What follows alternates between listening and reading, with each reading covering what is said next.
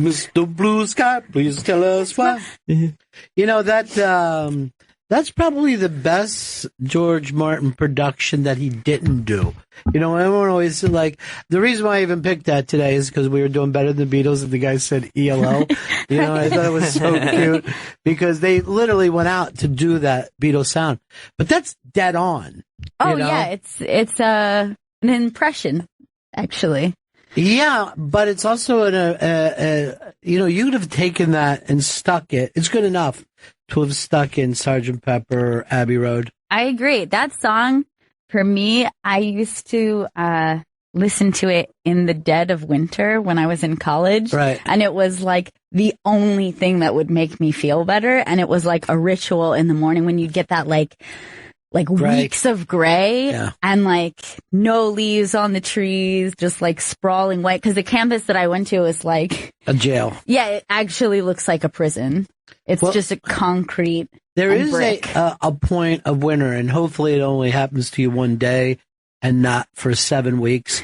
But when the gray horizon and the gray snow, you can't tell the difference. So it's like someone just took this sheet and has pressed it over your face. Yes, that was the exact effect. And I used to wake up and look out my window and be like, only ELO could help me right now. You know, when we moved up north from Florida, there was that first winter. I'm like, I don't think I'm staying here too long. Yeah. You know, it's fun. I really can't breathe too good, and I like to go back to Florida and just take off my shoes. And you know, I think Denver is going through their second blizzard right now. Second blizzard of the season. I can live like that. I already am having trouble living like this. What are you talking about? We've had the warmest November in, they said, 6 million years. Wow. But I believe we're going to pay for it. Oh, can't be like that. You got to learn to embrace the winter. You got to love the winter, you know? That's my motto. Embrace the seasons. Ride that no matter snake. what's coming. You know? Like this, I go, I can't believe it, but Valentine's Day is coming. You gotta, I'm really up for it this year when I got, not, you know, just from a chick, but everybody, little things of chocolate and hearts. Nice. You know? I'm going to buy like, 3 mattresses. This is for being so nice. A little thing of bad chocolates for you. I want to get something for Michelle with 1 L. Here's a tiny little heart. It's thinking of you. You can let your sneeze go. Never hold it in. You can. And they said that you can rupture your brain like that. I felt like I almost did. Don't. I didn't want to sneeze into the mic. You know. Please don't. Stanley is getting everyone Please sick. don't tell me that that's what that was, Chris. No, it can't be. Tomorrow is the big Pranksgiving show where we're telling people that we're doing a show and they're getting free turkey and we're not showing up. And then the prank on us is Chris is getting us all sick. Chris, you fucking get us sick again, you goddamn street person. You know what? Sometimes I look at you and you're so sick, I feel like I have Charlie Sheen as a producer. No. The blood's clean. Oh, I just wanted to say something to, and I'm not going to say who it is. I'll just say a Mr. CS. Okay. And he knows exactly who he is. I'm just going to say this. I'm not blowing you anymore, my friend. It is over. And if I do, you're going to come on my ear. Nothing else. And not in it, on it. Yeah, not in it. No one's coming in my ear. Not without an ear dam. You think he's okay, Charlie? Let's see. Magic beat this 20 years ago, so why do we give a fuck, Chuck? I think. Why did you pay out $10 million to keep people quiet? Because he's crazy? Crazy? What he is mentally ill. Oh. And I told you that was mentally ill when you were doing #winning Tiger Blood. I'm like, you're making fun of a sick brain person. I just got caught up in the whole hashtag thing. That's, Hashtag, you just said. That's you gross. You're disgusting. You flu spreader. No flu. It's under the weather, that's all. Justin in Philly. Hey, guys. My wife, we're going to the thing tomorrow night. My wife is making me call and ask this, but what is the dress attire for tomorrow? Great. I'm glad that you called. We're all wearing scuba suits. So, now you have to understand this. It's the 90s. everybody can dress the way they want to dress. It's just for fun. I would say dress like you were going to the movies. Nice. How do you dress that way? Cool. I'll let her know. Thank you. But she is, no matter what she's wearing, she's more than dressed enough. I'll be in an after 6 tuxedo as a way of saying to Don Vito, farewell, my friend. When he did used to drive for that, we used to all put on tuxes as loud and ugly and as ghetto prom as we can and go into places. So you'd see 7 dudes coming in wearing orange, pink, and light blue tuxes.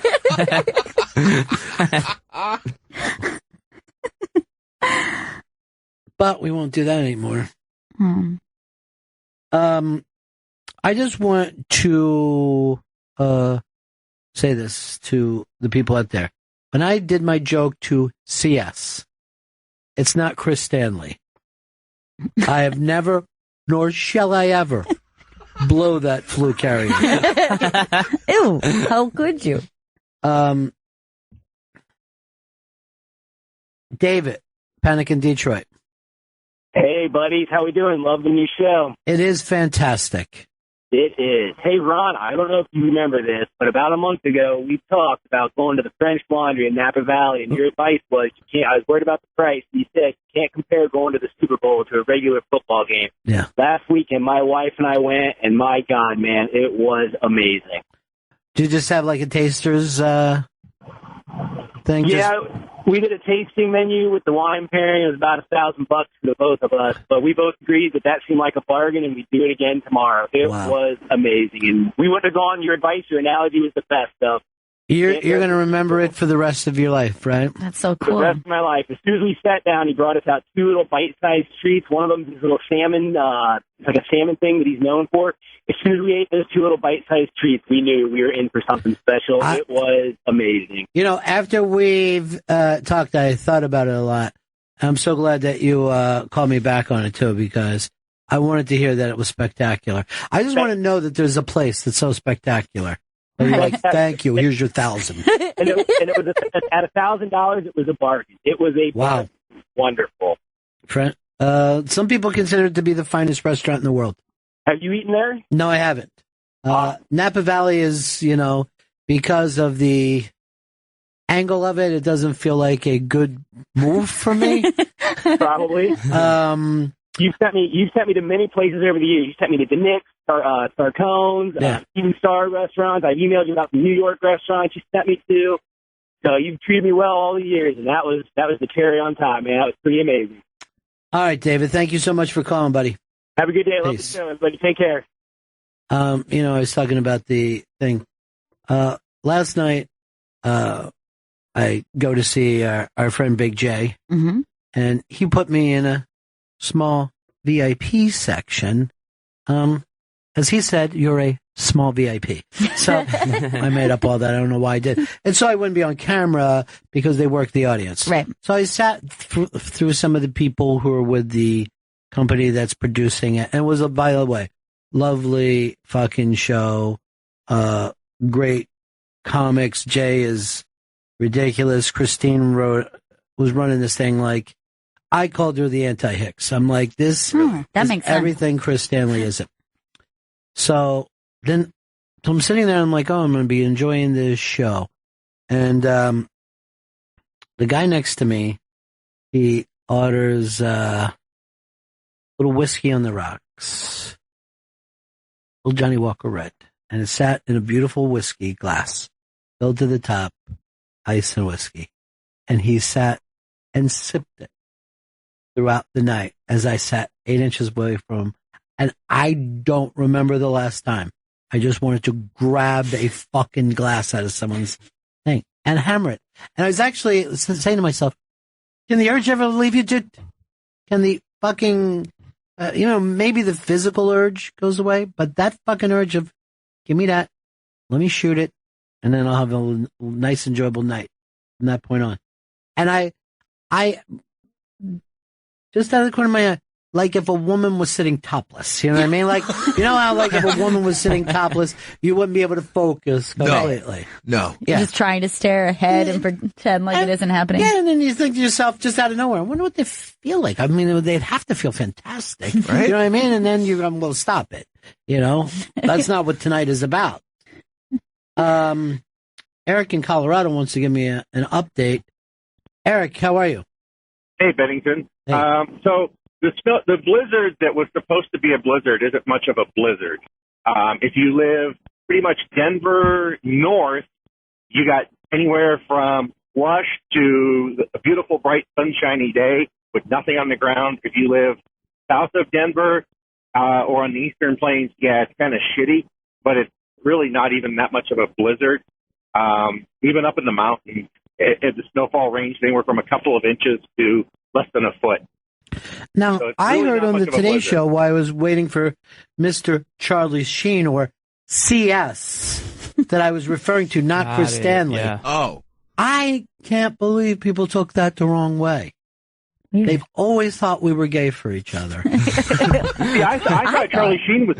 I thought Charlie Sheen was going to announce that him and Chris Stanley were in a relationship. The thing is, Chris Stanley would probably make Sheen sicker than Sheen would make Stanley. I got paid off by Sheen. That's it. I was one of the blackmailers. Oh, God, you always go back to, well, whatever. All right, so the weather service, and this has never happened before, was wrong. Fernando. Ronnie B. Yeah. Question for you. I've been checking you out, checking your style out on the Periscope. Smart. You were living down in Florida. Mm-hmm. Is it too uncool to wear flip-flop for a man in Florida? Or were you a shoe man your whole time? Well, I got to tell you this. I like walking backwards too much to wear flip-flops.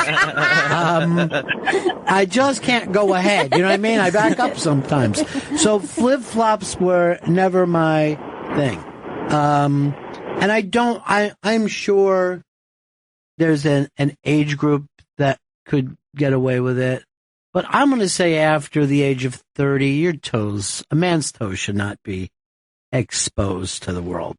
I was having to explain this to somebody who was saying how much it irritates her to see mostly men in flip-flops, not on the beach. Of course, on the beach, I get it. You On the beach, anything goes. Yeah, of course.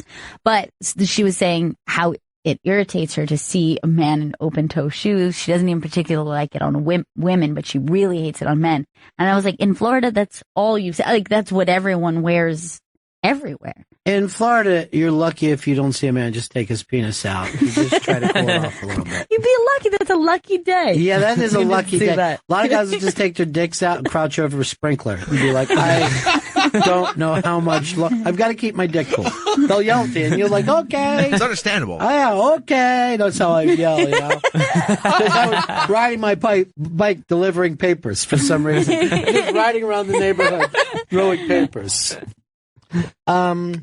You know, this, I'm going to say this to men, and I'm going to say it to women as well. You don't have to sit around and worry just wear what you want to wear. Yes. Okay? That's it. Now, a lot of people are complaining or celebrating this Barbie fucking commercial where the little boy is playing with Barbie, and I don't even know what it is. It begins with an M. I'm going to say Barbie Massapequa and hope that I'm right. How do you, Kashmir will know how to pronounce it, but it's Kashmir.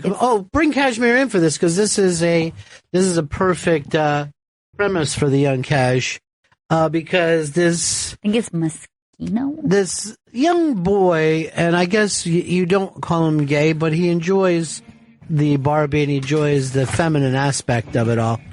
But what's the name of this Barbie? Barbie Moschino. Moschino. Moschino. And that's is an Italian brand of some sort? Yes. Yeah.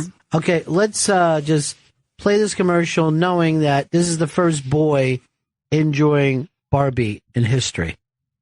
She's the most Moschino Barbie ever. Totally hot, totally cool, totally most cute Barbie. So fierce. I love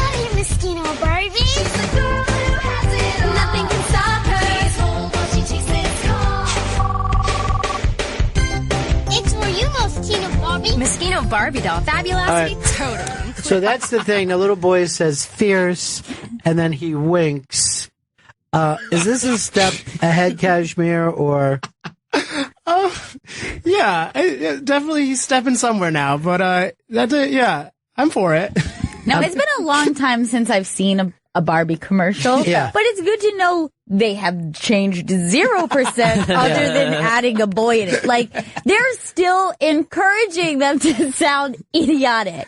It's like totally mosquito Barbie. They didn't even get a flip phone yet. Like, they haven't even evolved to that. Why is there not an iPhone? I had that little tiny phone. Now, let me just tell you this. Number one, I worry less about whether it's going to make our boys gay than make all children think that you need just so much of a certain brand that the closets were packed, right? Just packed with more clothes than any one person could wear.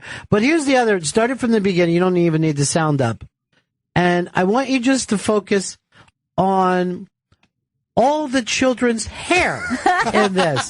This is the hair of a 26-year-old model, not little children. Who's going to have their hair done like that? The blonde girl's hair is actually the most ridiculous. Yeah. It's derelict. Yes, it's all derelict out. But some people are like, this is going to turn our kids gay. I'm like, well, I don't think anyone could, I don't think anyone could force somebody in either direction, and this commercial is not going to do it. But I like that they're just being so upfront, where the kids should actually say this: I'm going to be spending over $70,000 a year on clothes when I grow up. I think it's pretty cool, though, to have the kid. I mean, I don't think it's great that we continue to have this, like, language that the kids speak in. It's kind of the worst. I think also winking brings the peds in. You know what I mean? The wink says, I know what you want, and I'm willing to deliver. Now, I'm working on Madison Avenue now. Oh, what? Thank you. Yeah, it's just something I do after work. And I got an account, and it's a big one. And I'm thinking about putting a girl in it. And it's the Army Man account. And when it says his little boy, we always, help! Hey! I fucking blurred it up! But I'm going to have a little girl screaming during this. As she's playing with her Army Man. Husband, I love him! My tits are on fire! Shoot me! Shoot me, I can't breathe! It's Army Man. Get your kids the green Army Man this year. Only $2 per bag. Army! Take me out of the store! There's a giant cat! Look at the fucking size of that cat! Ah! It's a fucking dinosaur! Cover me! We're drowning in this kid's tub! Light him up, baby! But I'm going to put a little girl in that. And let her do what she do, you know? Let her be herself.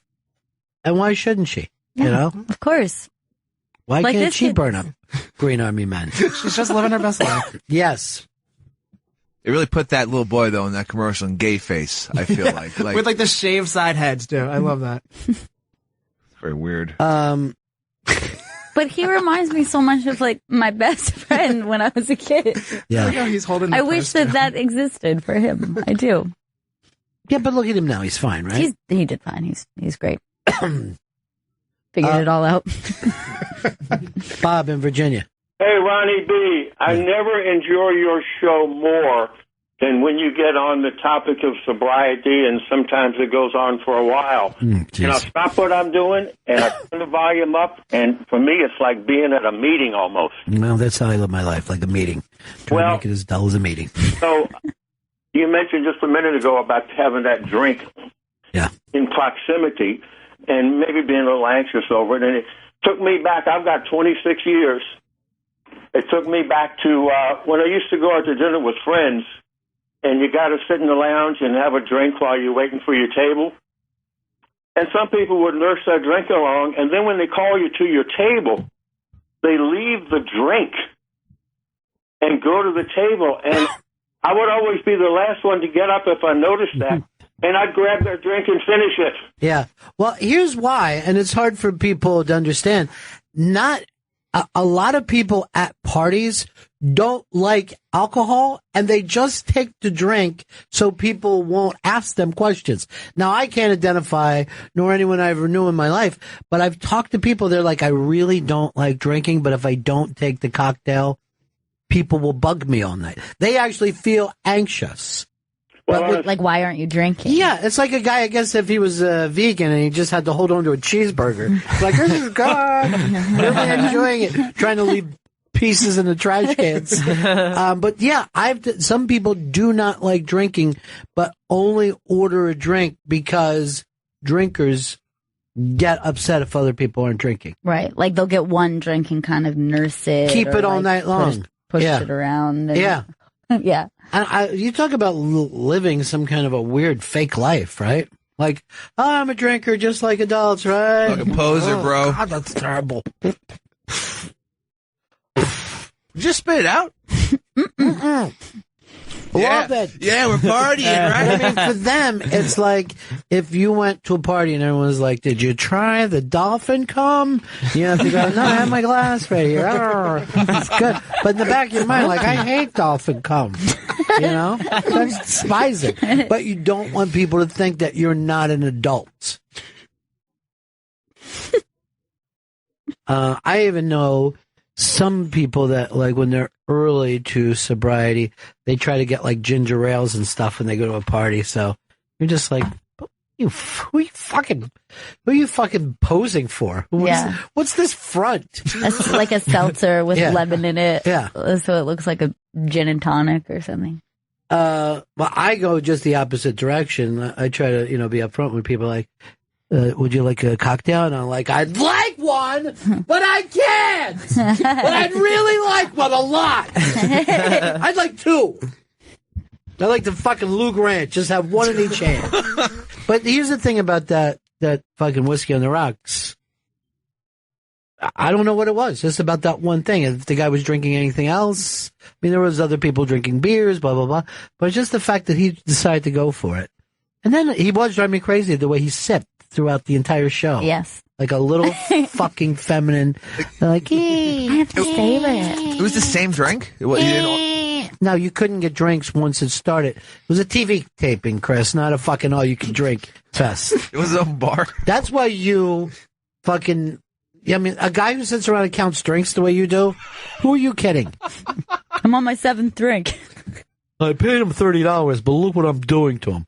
I'm damaging him. I'm crushing this fucking bar right now. You really are the bearded brother on Fargo. That's who the fuck you are. God. That's why he's my favorite brother. You want the strap or you want the buckle? Pick right now, strap or the buckle? Buckle. Give me the buckle. That fucking guy reminds me of the giant from wrestling. What's that giant's name? Andre the Giant, Giant Gonzalez. Well, how far back are you going with this? There's The Big Show? Yeah, the Big Show. That giant. It's the Big Show. It's a big show. Giant Gonzalez died in 1958. As soon as I said it, I was like, he doesn't remind me of Giant Gonzalez. It can't be him. His heart wasn't giant, and it gave out on him. Sad. The tall people have a short lifespan. Isn't it ironic? Don't you think? It's like rain. She's still singing that fucking song after all these years. Yeah. I don't blame her, though. It's a good one. Yeah, write some new ones. You think she would have gotten some new material? Come on, Canada. Get it together. I mean, aren't there other things she could have, written a song called Empathy? Something, you know what I mean? Keep going around. Try the weird things that no one's ever done before. Confusion. She could have wrote a song like that. What's wrong? Yes, Chris. We can keep going like that. Any words, all right, Chris. Blue Boy. God. Why don't you just fucking throw up in your own mouth and act like you're not dying in front of us? I'm not dying. Were you so pleased when you saw me sneeze? Just now you realize it's like, oh, my plan worked. It's working. I'm going to take down the Benningtons. No plan. Frankie. we are doing our show tomorrow night, and everybody's excited about it. It's going to be a very, as I like to say, special Thanksgiving. A very special episode. Yeah, and this year, everybody gets dark meat. That funky dark meat. Yes. You like dark meat? I dabble, Piece, but just a I get piece. like one piece. Yeah. But then My dad was like, give me the dark meat. It's the richest of all the turkey meat. most like duck. It's the least tasty to a young child. Oh yeah. When you were a kid and you got a piece of dark meat, you're just, oh, what is this? Is it a vegetable? The funk. Who's the big comedian that we had in here that used to host Family Feud? He came in with Jay Moore that day. And, Louis Anderson. Yeah, Louis Anderson. He did a piece years ago about like when you're a little kid getting ice cream.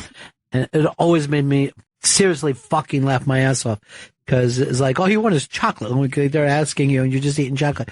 Your mom's always like, I'll have peach. Yeah. And then your dad's like, give me an onion. You know what I mean? Like, your dad is eating something. You're like, why would you want salt involved in this? Oh, yeah. You could just have rich chocolate. When you're a little kid, you could pour chocolate syrup on chocolate ice cream and feel normal about it. They don't have any issue. Like, there's no threshold with sugar at all. Like, they have no... A little kid will do this. Like, if, you know, like that chocolate syrup that you can make chocolate milk with? Yeah. They try not to stir it up. So when they get that last thing, they're just downing in pure chocolate. Uncut. Yeah. It's like doing a fucking speedball for a kid. They just love it. And like, you know that you're getting older is like when people are asking you about dessert. You're like, oh, God, no, nothing chocolatey. Please. You're disgusting me. I just ate an entire meal. Yeah, I think for dessert, I'll just have another small piece of meat. How's that sound? I'll just keep...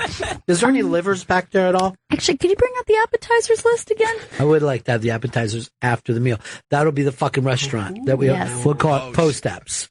And you have apps, entree, post-app. I'll say this about most restaurants. They can't follow their app menu. Their app menu is better than their entree menu. One of my favorite things is like an app dinner, and everyone's Apps splitting. for the table? Some people get panicky about that. I don't. I do. I get so worried. Yeah, because I pride myself on being amazing at picking a meal. So then when I pick a great appetizer, everyone tries to take mine because it's so good, and then I'm just left with nothing. Now, first of all, the fact that you pride yourself. You gotta be proud. You gotta, yeah, come on. I am good with a menu. Let everybody know that. I know exactly what I want. Not even for other people. I pride myself on picking things for myself. Now, when we do our Christmas dinner when we go out this year, yes, should we think small plates or... Because we used to have the best place in the world. Constant amount of food, and you can smoke. You can smoke cigars and cigarettes. Rest in peace. Rest in peace, Florios. We loved you so much. It was sincerely some of the best times we've ever had. Amazing. Just amazing smoke-filled dinners. It was just, I loved it. But, Chris, we've got all new dinner people with us this year. I know. This is crazy. So, what are you thinking? I say we tapas this thing the fuck out. You're thinking Spanish tapas. Spanish tapas. Could be good. I think that'd be delicious. And just keep them coming. Because in the back of my mind, I was thinking Sammy's again. Oh, Jesus. What's Sammy's? It's... Wait, is that the Russian... Yeah. I love that story so much, and I'm always obsessed with how good it sounds there. I know this. We really don't need as much steak as we had last time. But I like what you're saying about tapas. Tapas. But a lot of tapas restaurants, Chris, you're just getting wine. You won't be able to cocktail it. You like a dinner cocktail. I do like a Let me tell you, this is the problem with Chris Stanley as a dinner guest. It's like going out for a lovely meal with Lee Marvin. You're not going to hear anything out of him, and he orders whiskey, beer, water, and then he doesn't look up all night. and everybody's like, everybody else at the table's like, hey, it's a gonna celebration. Yeah, What a year we've had. And Chris is just like this. Fucking shit. You know what I mean? Like, there's some eternal struggle that he has going in. Sammy's had the beautiful giant block of ice vodka bottles, which are pretty awesome. Yeah, I mean, it's all for show. You know what I mean? Looks really great. I love the show, is what I'm saying. Yeah, I know. I thought that their apps were out of this world. They're the chopped liver that was like the best I've ever had. Delicious. We like the sound of the fucking block bucket. No, I don't like the sound of that. That sounds gross to me, actually. We went through 4 or 5 blocks that night. Now, are you a big drinker? So we don't have to worry. I know Dan doesn't drink at all. I drink on the weekends. Yeah. It's about Friday, Saturday. So would you sit around and drink vodka like that out of a big ice block, or food is more important? I mean, I guess I would try it once. The food's more important for a thing like that, I feel. Here's what I might do. Pick out a decent restaurant and then put Chris in a parking lot with Jameson's. That sounds good. Maybe lock him He's in his happy truck. out there. Yeah. He likes it. A fucking bottle of Jameson and a 6er chaser. Sounds kind of fun. Fucking Jenny Hutton, producer, fucking I'll come up. screwed me over. She tried to start some shit with us today. I tell her, don't do this to me in the hall. She never reached out once. No, but then, she just fucking just runs around this goddamn place. Then I got the Stangles running over. What's happening? What's going on? Let's start riffing on material. I love the riff. They're riffers. I'll riff. Yeah. Don't get me wrong. Oh, yeah. I'll riff too. I enjoy a good riff session. You'll riff till the cows come home. What time do they get home, though? Late. Yeah, They get home so late. Because I don't have a watch, and if I'm, it'll just seem like the cows are never get here. My Flats is writing me crazy shit. It's a lot of stuff from yesterday.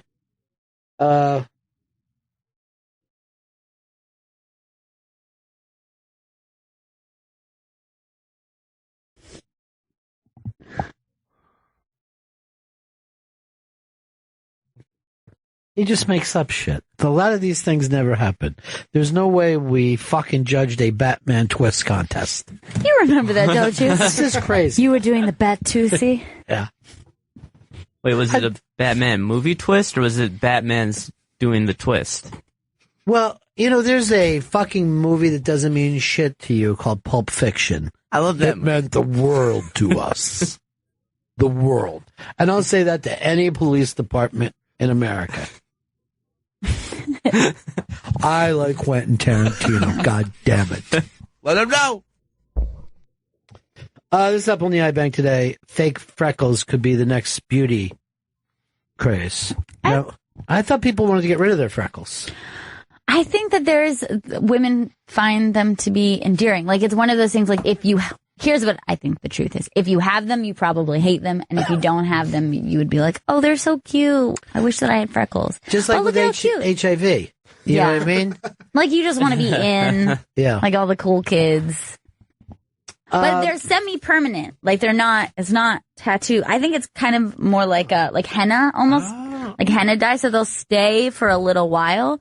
And it comes with a thing that you can trace them in. Like a little fun for the family, tracer. yeah. I might do it. Just freckle it up. I'm trying to think if there's anyone I grew up in an Irish neighborhood, so freckles was just like human. You know what I mean? Sure. Girls had freckles. There wasn't a lot you could do about it. You just hope that they didn't connect too much. So it looks like they had a big blueberry on their face. I'm trying to think of who looks great with freckles. Do we have sex symbols that have freckles? Doesn't Julianne Moore is a freckled person. Lindsay Lohan is very freckled. She covers it up with makeup, but when you see her out of makeup, she's like 90% freckles. I'm serious. I don't know if mathematically that's correct. Look it up. Lindsay Lohan. 90%. 88 maybe. Yeah. I'm telling you, you'll be shocked. I feel like when she did those Marilyn Monroe ones, maybe you could see them pretty well. Yeah, and I know exactly what you're talking about. Well, but those you want, right? Just one giant one? Is Lucy Liu freckled? I think she's freckled. Asian. She can't be I'm freckled. telling you, she's freckled. I don't know if they can. No, like adult. All right, I'm going to go old school and tell you I thought the sexiest freckle ever was Karen Allen. The great Karen Allen. Oh, yeah. She has great freckles. Yeah. And she's so cute. She's fantastic. We should bring her to our Thanksgiving show. Please send her an invite. Evite. Chris forgot to invite anybody. Look, can we stop making Chris in charge of producing things? What? No, this is going to go great. Also, Kate from Lost had some great freckles. Oh, yeah, she does have. It's a great call. What's her real name, though? Evangeline Lilly. Boy, he knows everything about her. Okay. Let me tell you, remember the first episode of Lost where she swam in her panties? Hell yeah. Mm-hmm. And everyone screamed out, this is going to be the greatest show ever. And then she never went swimming again. This bullshit. She's on an island for fucking 6 years. HBO does this too. The opening season of any show that they do, everyone fucks like bunnies. People are just banging. And as soon as they find out they're a hit, they never get in bed again. No, people are watching this. I'm not getting naked. Got the gig. I mean, it's almost a lie what they're doing with their first seasons. It's all just a bunch of bait. This is just bait for all of us. Makes me all right. fucking Go sick. ahead, Gail, and make your little fucking pronouncement that you're so proud of. I looked it up, and Lucy Liu is very freckled. Ooh. Just wanted to That's clarify. 'Cause photoshopped. You know Joe what? wouldn't look it up for me. He Her looked dad up must have everyone been a else's. GI. That's what I'm what it guessing. is. Using the shit. Dad's a GI. Can't get out of it. Chris, Phoenix. The very beautiful Maya Rudolph. Maya Rudolph, freckled person, huh? Yes, she is. She's a very freckled, beautiful woman. You know what? If I was Maya Rudolph, I'd be like this. Have you seen my husband's movies? They're very good. I'd be constantly saying, like, my husband made a movie once. It was called There Will Be Blood. Have you seen it? It's great. Perhaps you've heard of a little film. There's a film I want you to look at. It's called Boogie Nights. It was done by my husband. PTA. Not that she hasn't had a spectacular career She has. of her own. But, I would bring it up, though. yeah. I mean, She's married to what I consider a modern-day Orson Welles. And by that, I mean he's putting on weight and he's doing magic tricks that people don't say. When I was a little kid, Orson Welles, the greatest director of all time, you'd always see him on the Merv Griffin show going like this. Is this your card? Huh? It's the 4 of clubs. He was obsessed with that shit. Wine, so delicious. Wine from California. It's the Citizen Kane of wine. Has to be. He the first one. We take grapes, squash them, and put them in a bottle. Yes. Soon you get wine from it. I know how to make wine. Did you know there was grapes in this? Yes. I drink 7 bottles a day. That's not good. What? And yesterday I ate 3 hams and a rabbit. And that's what becomes of it. You know what I mean? That's what happens to genius in this country. That's You what go mad with genius. Yeah, they stop caring about what you're doing. You just spend all your time going like this. Now look in your pocket. The coin is there. Hell! I love the freckles. Jesus. You won't get off the freckle thing. He loves freckles. Mike in Georgia. Hey, Ronnie, how's it going? None of your goddamn business, Mike. Holly Hall. Is that the girl who just won the fight the other night? Yeah, she just kicked Ronda Rousey in the side of the head. She's a freckled up? She is freckled up. Joe, you have to look up the person name and then freckles, because every time you look up a regular picture, they're going to have makeup on. You dumb fuck. What learn how to fucking Google. Look behind your computer and you'll see the 7 of hearts. The same 7 of hearts you showed me. Impossible. This is true. Is that your name? Yes. I told of hearts. Crazy name for you. Got me. That's when I decided to call my film Citizen Kane. Citizen Michael Caine. That I'd say. But you wouldn't see Citizen Kane. I don't know why I said that. I walked out. I turned it off. I went like this. Boring, where's the robots? If I made movies today, they would be with transforming robot cars. Did Dumbfuck end his week of watching movies of himself at the Angelica? Dumbfuck did. Shia LaBeouf. He watched them in reverse chronological order, starting with his most current films, going to his first films. Did he watch any of the videos that his mom took of him when he was a little kid? Just saw him jumping in and out of a kiddie pool, yelling, "Look at me."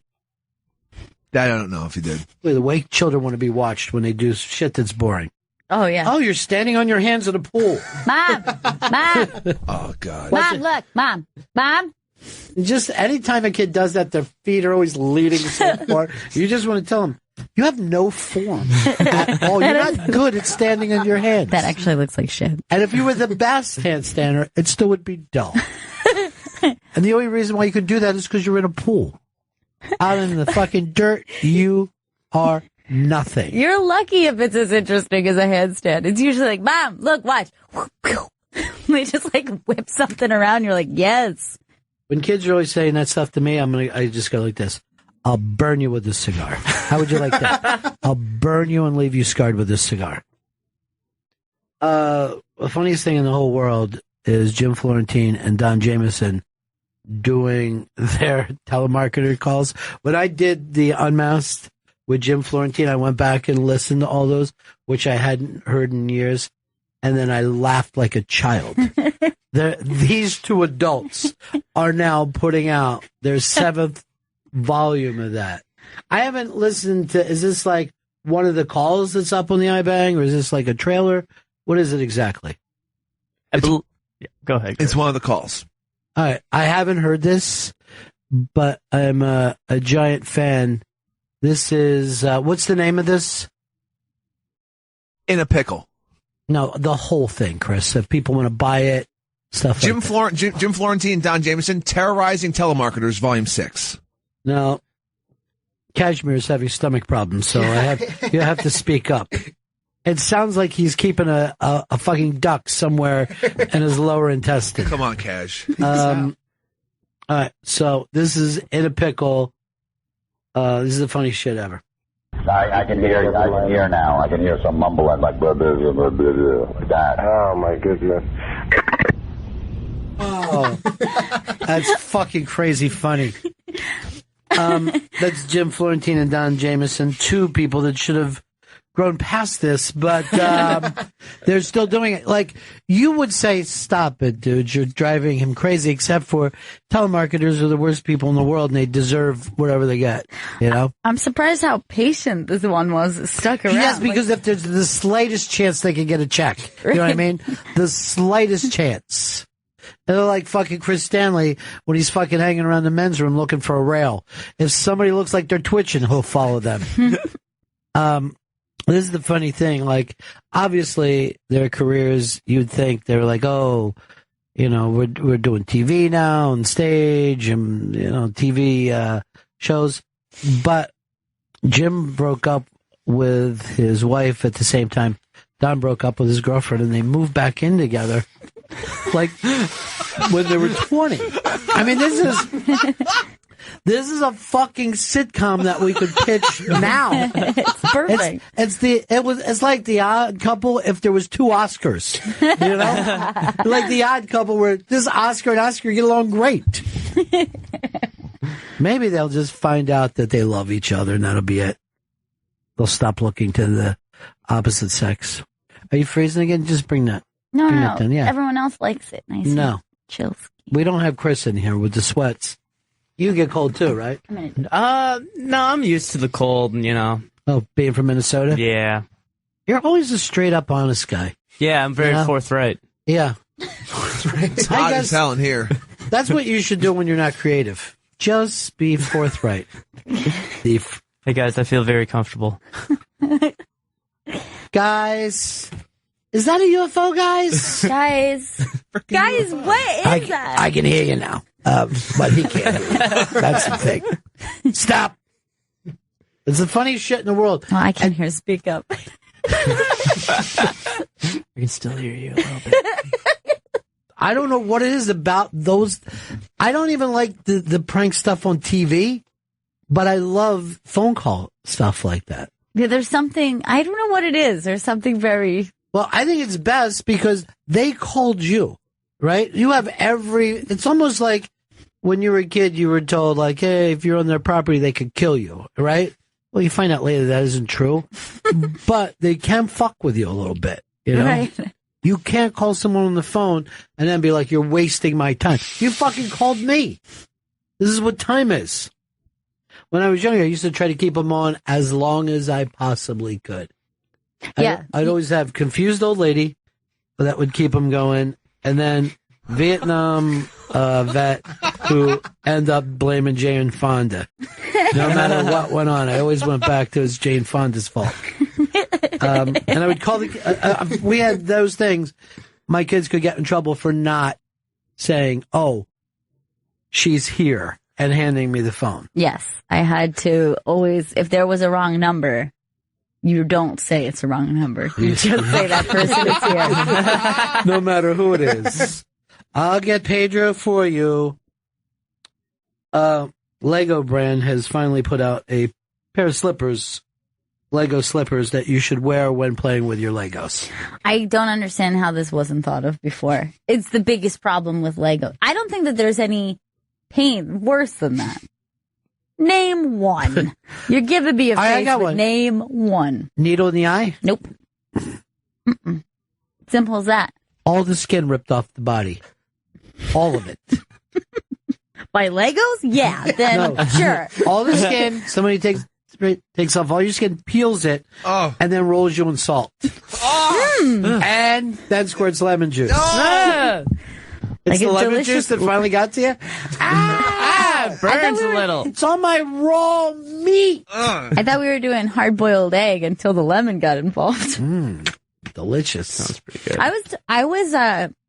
I found a video where they were saying this is the easiest way to peel a hard-boiled egg.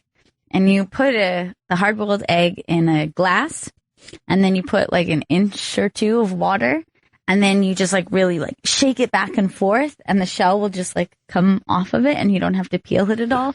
And I tried to do it and just destroy the egg. Like I have no idea what the fuck I did wrong. But I actually was like, oh, was this a prank video? Like just to get me to destroy a fucking hard-boiled egg. I was so mad. You And then I gave it to Birdie. You probably didn't. She was very happy with it. Birdie would eat the shells and think that they're delicious. Loves it. It's good for her coat. Yeah. You probably didn't boil your egg long enough. That's what I'm guessing. It was more of a soft boiled. No, it was. It definitely wasn't. I think that it could have been too hard boiled, too well done of an egg. That's what I'm. I didn't know there could be such a thing. Yeah, I felt like that you could center wait could for be hours. dry as a bone in there. It's disgusting. That sounds delicious. Too dry. Once I have it hard boiled, I'm saying I want it dry.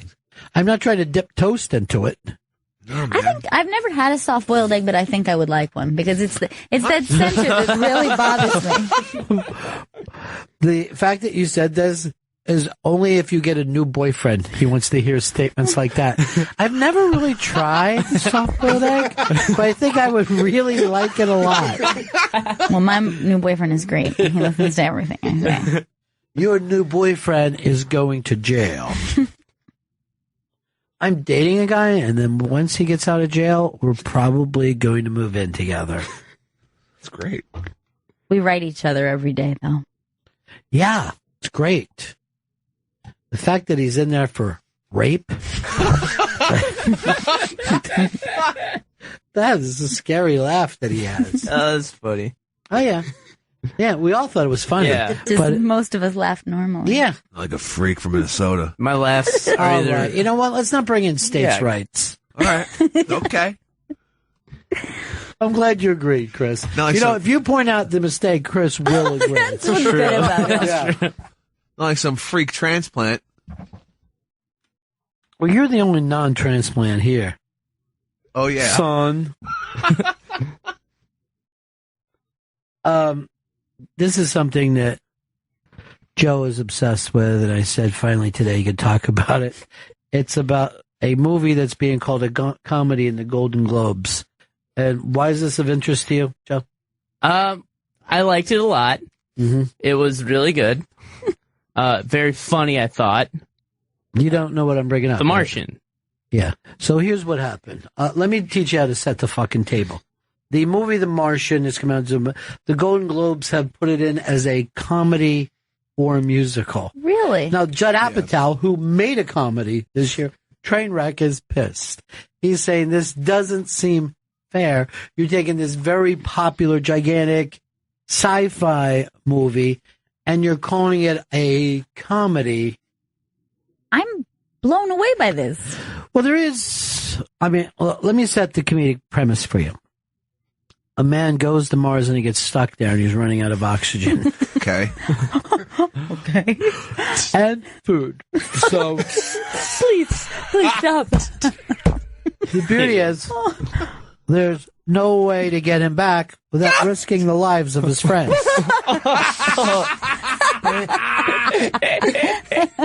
Please stop. And he got HIV from a prostitute.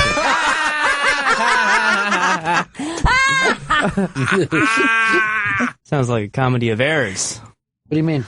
I mean, so many things go wrong. That's so funny. You don't know how to set the table to start a conversation? I do and I don't. Yes, I can. That means no. Yes. There you go. Yeah. He's getting there. I'm very forthright. You want to do radio, right? Yeah. So then you want to be able to set the table. So Yeah. here's something that we're talking about. You don't want to just say small things so no one knows what you're talking about in the room or listeners. Yeah, I mean, it's like giving bad directions, I guess. Or like only left turns when you're giving directions. So. I don't know if this is the job for you. I can do it. It's communication. I can set so many tables. Yeah. It's almost like if you had a young quarterback and you saw that he was crouched down ready to take the snap under the tight end. And you're like, I don't even know where to start with you. You know where the center is, right? You know where's the ball right now. Tight end? Soon. Yes, soon. But it's your job to get it to him. That's true. It's not going to magically appear there. And now we're not talking about The Martian. But you know that they did this because they just want to win a Golden Globe. They don't fucking care. And they thought it would be an easier category to win. It's a much easier category. Comedies suck. This whole thing's a sham. This whole Golden Globes fucking bullshit. Well, yes, for once you're absolutely right. Bunch of drunks going on with the foreign press, giving them prizes for nothing. You all right, Chris? Yeah, you sound sick, dude. I'm freaking out. I'm good. That's Are you not going to be there tomorrow? I will be there tomorrow. I will be there tomorrow. God, he's for real sick, dude.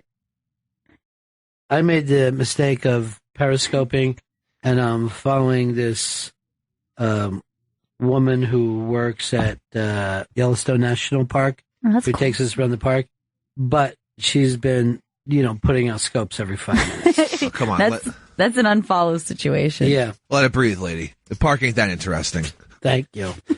There's no way to tell that to people when you're following their scopes, though. There's no email address open for you to say, all right, you just did breakfast, lunch, and dinner in the park. That's too much. Oh, great. The geyser again. Wonderful. It is faithful. It's Old Faithful. And by the way, when I was a kid, it was like all children were obsessed with that. Like you wanted to go to Old Faithful one day. Yeah. See the geyser go off. And now you're like, okay, I've seen a sprinkler in my backyard. Why do I care about that other than one? They say that thing could blow up and basically end the world as we know it today. Are you serious? Yeah. Super volcano. There's a super volcano underneath that park, and it's just ready to blow because one hasn't gone off in like whatever millions of years. And yeah, the sky will be covered in soot, and then the sun won't come through. What is this? Books of Revelations read by a fucking waterhead? And the sky will be covered in soot. Or whatever. Dogs and cats living together. Mass hysteria. It's coming. Yeah. Ew. You are, Chris? Sometimes when I'm in here. Now? A little bit. Disgusting. I learned about that. Hindsight really made me unhappy. Yeah, I know. None of us like Chris. Oh, come on. No, it's true, Chris. Not even a little bit. No. We're not having fun. Not with you. Sucks. It sucks for me. Why? I don't know. I thought you guys were friends. God, you sound so disgusting. You're sick, dude. You're fucking up our gig, man. Tomorrow's the gig. It's the gig. I wasn't planning on People being are sick. flying in from all over to see this. People are calling today. My wife wants to know how to dress, and you're going to be all snotty and sick. I'm not going to be snotty. I will be better by tomorrow. No. No, that's not how sickness works. It never isn't happens. the way illness happens. It's the way you can make other people sick. I don't want to make anyone sick. Then stay home. I can't stay home. Why? We're going to do it without you. No, I we want to will do it with see you. that you are not needed. That'll be perfect. No, that would be terrible for me. Who do you think will step up in his place? I think we could get Jenny Hutt's producer to fill in. Bullshit. That's a good idea. Never. She won't talk to anyone because they won't say hi to her. Yeah, I don't understand how we would know. Crazy. That's a crazy thought to have inside your head. Did you see the Hut giving me shit in the hall today? Yeah, I saw that shit. Like, what is it? Why? Why? You're like, what are you doing? We're at work. We're in the hall. There's people everywhere. There's guests. There's fucking people. It's nuts. I didn't know. Jesus Christ, lady. Tried for a truce. You set up the truce, and it worked great until she came around and untruced it. Now do you see that the Gerhardts have got to stick together? That she should die from a Gerhard gun? My boy! That fucking bearded weirdo that you like. Love him. You love him so much. He's got nothing. He's brought zilch to the table. I know. I like he the took beard. He was ready to take the buckle like a bitch. He took the bitch buckle. It's fucking hot in here now. What I would say to him is, why are you even asking me that when you know what the obvious choice is? Not the buckle. Buckle. But he wanted to prove his toughness by taking buckle. That proving that you're the strongest bottom known to man. Now, a spoiler alert for Fargo. We're not going to give anything away. It was a transitional episode last night. But he's still staying with it? Yeah, I'm loving it. And I actually really liked last night's episode. I thought it was really, really tense. It was like on the edge of my seat the whole time. Well, you know, the one girl who's fucked up, the blonde girl, what's her real name? Emma Thompson? Is that Kirsten Dunst? Dunst. Yeah, Kirsten Dunst. I thought it was Emma Thompson. Kirsten Dunst is that thing in America that why marketing and Hollywood hype and the awful, terrible fashion industry is so hurtful to people because she thinks she's not living the life that's in magazines. You know what I mean? She just wants to live a magazine life. She has this idea that there's something else out there, something better for her, and that she's a good enough person to have it. You know what I mean? I think that's the especially terrifying thing about that character and characters like that is it's not like this villain who is purposefully plotting to do evil in the world. It's like she thinks that she's a good person and she's just leaving like destruction behind her, which I think is probably true to how most people are, that they actually believe, no, I'm doing the right thing. I'm a good person. I deserve these things. It's very eerie. Yeah, it is. And the way that people think, I don't know, that something could make them feel better. Yes, you know? exactly. And it's a thing that that they think, I don't know if it's like that, it's somewhere between that American dream thing where it's like, it's bound to happen. It has to happen because I'm a good person. Well, you know how many times that guys go on like a Charlie Rose or something, I was down, I only had $2 and I got a loan. And then I was able to build my company from that. And I just never gave up and I went bankrupt, but I never cared. I just kept going for it.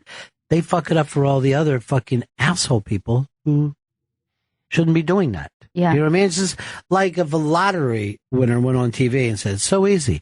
You just buy a ticket and you get a big giant check. So go ahead and do it. And by the way, they actually do those commercials. Yes, they do. And people go, I can buy a ticket. I can buy a lot of tickets. And then I'll win a big giant check. That's every daily fantasy site. But if you think about the guy who said, oh, I was left with nothing and I wouldn't give up. Think about how many people that person affected in his life. Yeah. Like, was that person a good partner? Was he a good parent? Was he, a good son? Probably not, because he was so determined, because he believed in himself so much. Sometimes what happens is you don't care about anyone else. And then after all that, and you become successful, then they make a movie called Steve Jobs about what a dick you are. Right. And you're like, but I fucking invented a phone for everybody. You guys were fucking standing with a wire, fucking up to your neck in a kitchen. That's not supposed to be the best part I of you. came along and came up with a much smarter phone that I called the smartphone. Or iPhone. But it's true. Like, even at the end of it, when you do that, somebody will write a book called fucking, the entire DuPont family. Assholes. Come pick it up. You can't win this fucking game. No. You can't win. You either have too little or you got too much and you stepped on people to get there. And let's face it, there's an entire industry making fucking women feel bad about themselves. They blame the online trolls. But what they should be is blaming gays who run the fashion industry and make every woman feel fat. Blame that little boy in that Barbie commercial. I think that little boy's a victim. He's part of the system. Locked up. Did you see the girl from the little girl from Modern Family who did she put out an Instagram picture of her on a boat with her niece and nephew, and then everybody told her that she was fat And a slut, too, Yeah. for wearing a bikini. Why'd they call her a slut? Because she was wearing a bikini. And they said that she was asking for it. Like, what? Asking for what? Well, first of all, the little girl is so attractive, and then she, but had already been made to feel bad about herself. Right. But she's on a show that makes her the unattractive one. Yeah, it's pretty weird. Yeah. Especially first of all, I always find that strange when you're a parent and you cast your kid in a role where they're going to be told like they're the ugly one. Or when I was a kid, like all those early like 90s kids movies had like the fat kid. They were just like, his farts are gross. It's just like, what parent took that to the fucking cattle call? We've got It's like, my kid would be great for this part. I think your child is perfect for this. He's very fat. He farts a lot. He's very smelly. And the other kids let him know it. Now, there'll be different scenes where he'll eat cheeseburger after cheeseburger, yelling, "This is why I'm so fat." Honey? Yeah. Put on your bow tie. Oh, I forgot to tell you his name, audition. Tubbo. He's playing the part of Tubbo. Perfect. Yeah. Now, we call him that.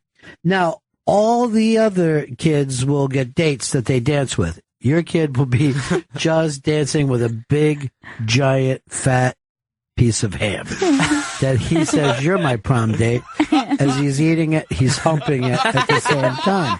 Then it pays off. Fart, fart, fart. He turns to the camera and says, "Uh-oh, that one had some weight on it. I think I shit myself." If this goes the way we believe, he could be in a spinoff.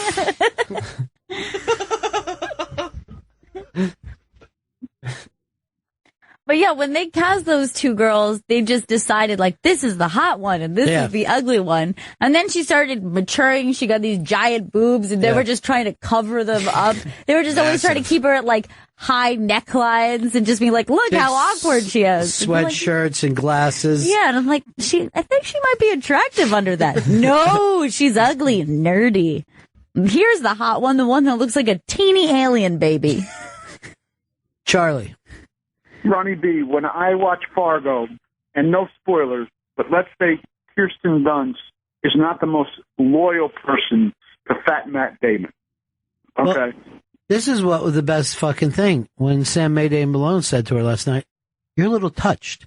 You're fucking, he like literally said, you're crazy. I didn't realize this before, but you're a crazy person. She is crazy. And she was off to do some kind of type training, living, whatever, these fucking things that are about, you're just wasting your money while people yell at you about how much potential that you have. And it's going to be the best me. You think it, and it becomes it all around you. Think good thoughts. Just keep thinking to yourself, beautiful ottoman, beautiful ottoman, beautiful ottoman, and you'll put your feet up, and then you'll be on the best ottoman ever. And then you'll finally be happy. Can I put my feet up on a kitchen table that I bring in from the other room? No. No, it's not. But see, in the case of that fucking woman, what do you say about the guy who married a fucking, what goddamn place does he live? That guy is just as fucking nuts. Yeah. And no one should feel sorry for that. You married a jerk special off. needs woman. You marry a nut, you are a nut. That's what I would say if I was the fucking judge. I'd look at that guy and go, guess what? You married a nut. What's that make you? A fucking nut. Now, both of you, get out of my courtroom. We're free to go? Oh, yeah. You didn't do anything wrong. You didn't do anything illegal. I just wanted to call you in here. I saw you guys at the mall. But you know what I'm saying, Charlie?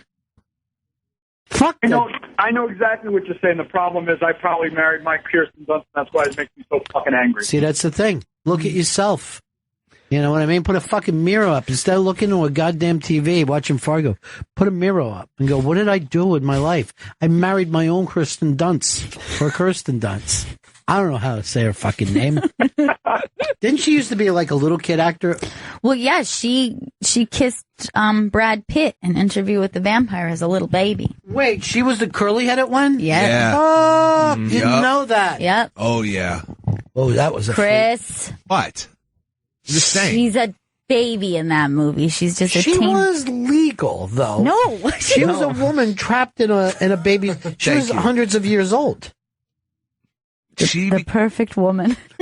Yeah, 200 years old, but the body of a child.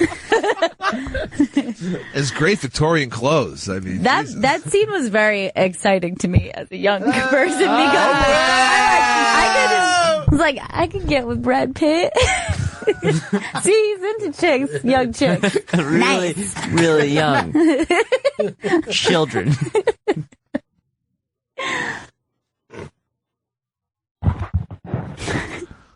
So that's what we're saying, Charlie. You're with a child actor. Understand, Charlie? Talk to you later. Actually, now I think of it, Charlie's kind of sick. Yeah. Charlie's sick. Brad Pitt's sick. The whole fucking cast of Fargo is sick. You know, this is the weirdest thing that they did in Fargo. They kind of invented a whole new kind of gangster. You know what I mean? The fucking hayseed farmer gangster. Every time that these guys fight somebody, it's like a range war. Like they're just using hunting rifles and shit. And they're scary as all fuck, these guys. Because you know what makes them scary? Because they're not smart. No. That's what makes it really scary. Well, that's true of every mafia movie, too. They're all idiots. Right. That they're going on emotion. And despite the fact that they're supposed to be like organized crime, it's not that well organized. No. And you have some unclever people walking around with the ability to shoot anyone. Yeah. Mm-hmm. Hello, ISIS. We're talking to you. Hello. Hi. We just got political. So dig that, bitches. We're taking on ISIS, just like Anonymous. Hello from the other side. Right. We're fucking with their computers. We're better hackers than they are. Much better. Most of those ISIS guys, they don't even have a place to plug in. They're living out shitting in the sand like a goddamn cat. Where's your chargers, bro? I wonder if those one of those ISIS guys, once they take a shit in the desert, do they walk up a little bit and then use their 2 hind feet to try to kick backwards, kick the sand all over it? They don't want other terrorists to know that they're around there, so yeah, they have to.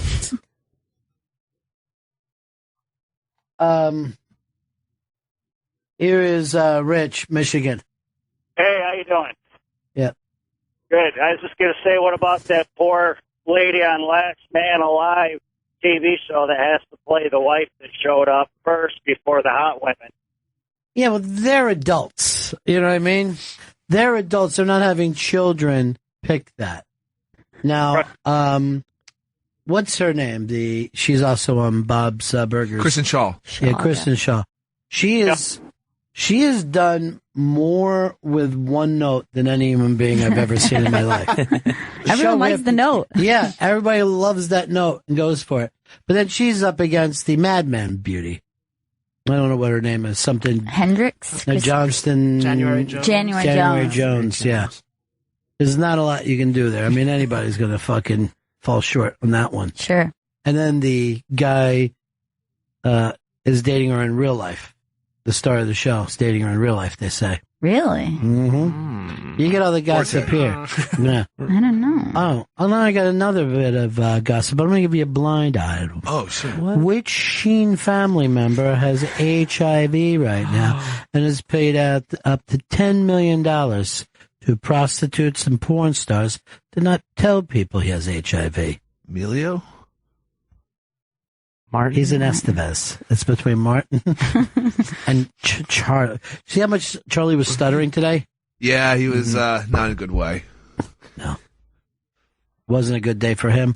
Wasn't a good day for the Today Show. Matt Lauer should have been, Charlie, why is this a big year?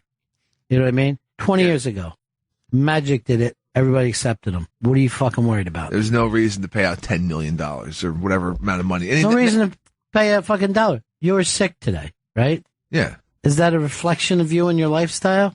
Yes. Mm-hmm. But should you give a shit? Nada. Zip. Zilch.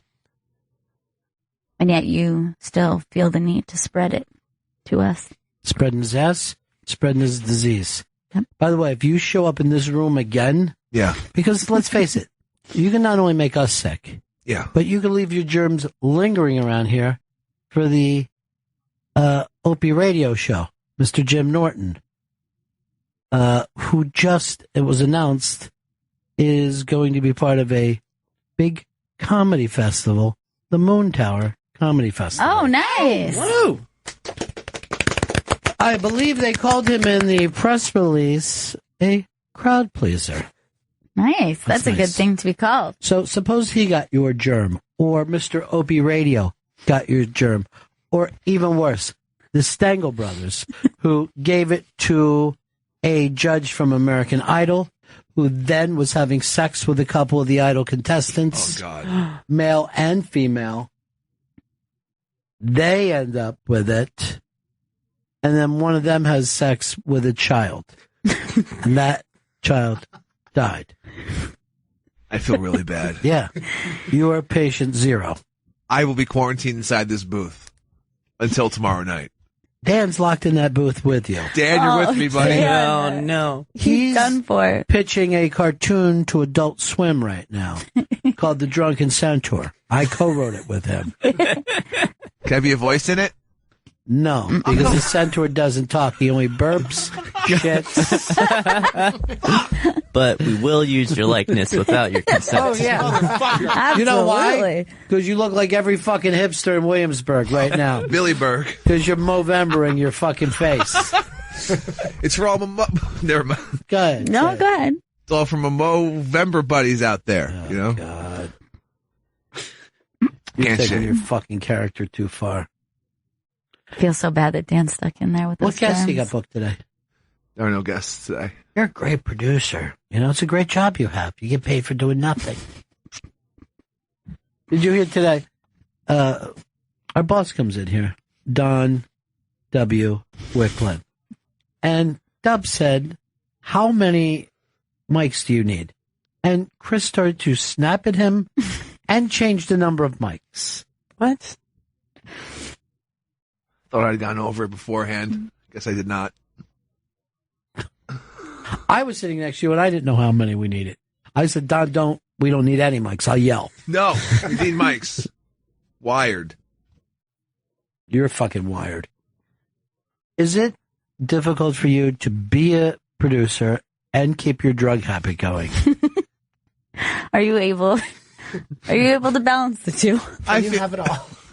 I feel everything's balanced right now. Are you going to have some jerky tomorrow night? Yeah. Why don't you do this? I want you to the carving station. Cool. Get the big fork. Yeah. The big knife. Okay. And carve your throat. And seriously, stop your fucking misery.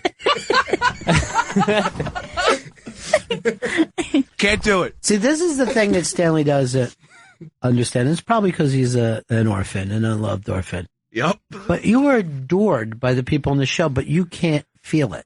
You know what I mean? Yeah, you know. It's hard for anything to take anything in. Do you understand that I love you, Chris? That's even for you to say that weirds me out. Chris, I have something to say. Why? I love you. That's... Hey, Chris. but yeah? I got something to tell you, buddy. What? I love you. Stop it, seriously. Hey, Chris. Yes? Hello. Yes, Cashmere the intern? I just want you to know that I love you. Okay. It was a sudden, but yeah. I'm gonna dump out of that. Hey, Chris, I got one more thing to tell you. What? It's not your fault. It's not your fault, Chris. Seriously, stop it. It's not your fault. Don't have to fucking say that. It's not your fault. Stop! Chris. Yeah? It's not your fault. Stop it! It's not your fault. It's kind of his fault. A little bit. Better. I mean, I know not all of it. Parts of it are sure, but Yeah. it's not all his I didn't fault. want his That's what I response wanted to say. I mean, things happened to him, but then he responded so poorly. I mean, the no guess is definitely his fault for sure. The germs and that. But Oh my God, Jimmy Fallon honors the resiliency of Paris. What did he do? Do it, Jimmy. Say that Paris is good for being shot up? maybe. Is he just getting on that now? Yeah, he was late. He played beer pong, and the beer pong set was in the shape of the Eiffel Tower. That's sweet. That's his way. You know what I mean? That's fucking beautiful. Look, the entire world loves Paris. And the entire world, and I'm going to say this, and I'm trying not to bully, hates ISIS. And you know why? Why? They're too blow-uppy. Yeah. They're always blowing up. Mm-hmm. And they're always cutting heads off, too. Some of my least favorite things about them. They rape also. They just love raping. I don't believe there's even a recorded case of that, Chris. Bob in New Jersey. Chris? What's up, dude? I love you, bro. Stop it. What the fuck? That's so sweet. Even the listeners love you. That's really wonderful. So you're loved, Chris. Hey, meat face. I've been a very long time listener of the show, and I truly love Chris Stanley. I don't need that meat face. Thank you, meat face. Thank you I don't even like calling someone meat face. Thank you, MF. We're all meat faces if you really think about it. Why don't we do this tomorrow night at our big turkey social? I don't normally think of it as social, but It's a turkey social. What we're going to do is have the entire audience and performers line up and each kiss and then hug Chris. No, that's not going to happen. We're all getting in line, Chris. We can't wait. When I yell team snuggle, let's all run to the one we love. Can't wait. I'm going to get in line twice. I'm going to give him Eskimo kisses. Yeah. I'm a little nosy. I don't feel comfortable with this. I'm going to take a long shower. That's what's fucking mean. He's going to piss on you. That's how he shows his love. Now, It's Chris, probably- let him do it. The problem is that's how Chris caught his cold, letting his sick friend piss on him. If you have to piss on me, go for it.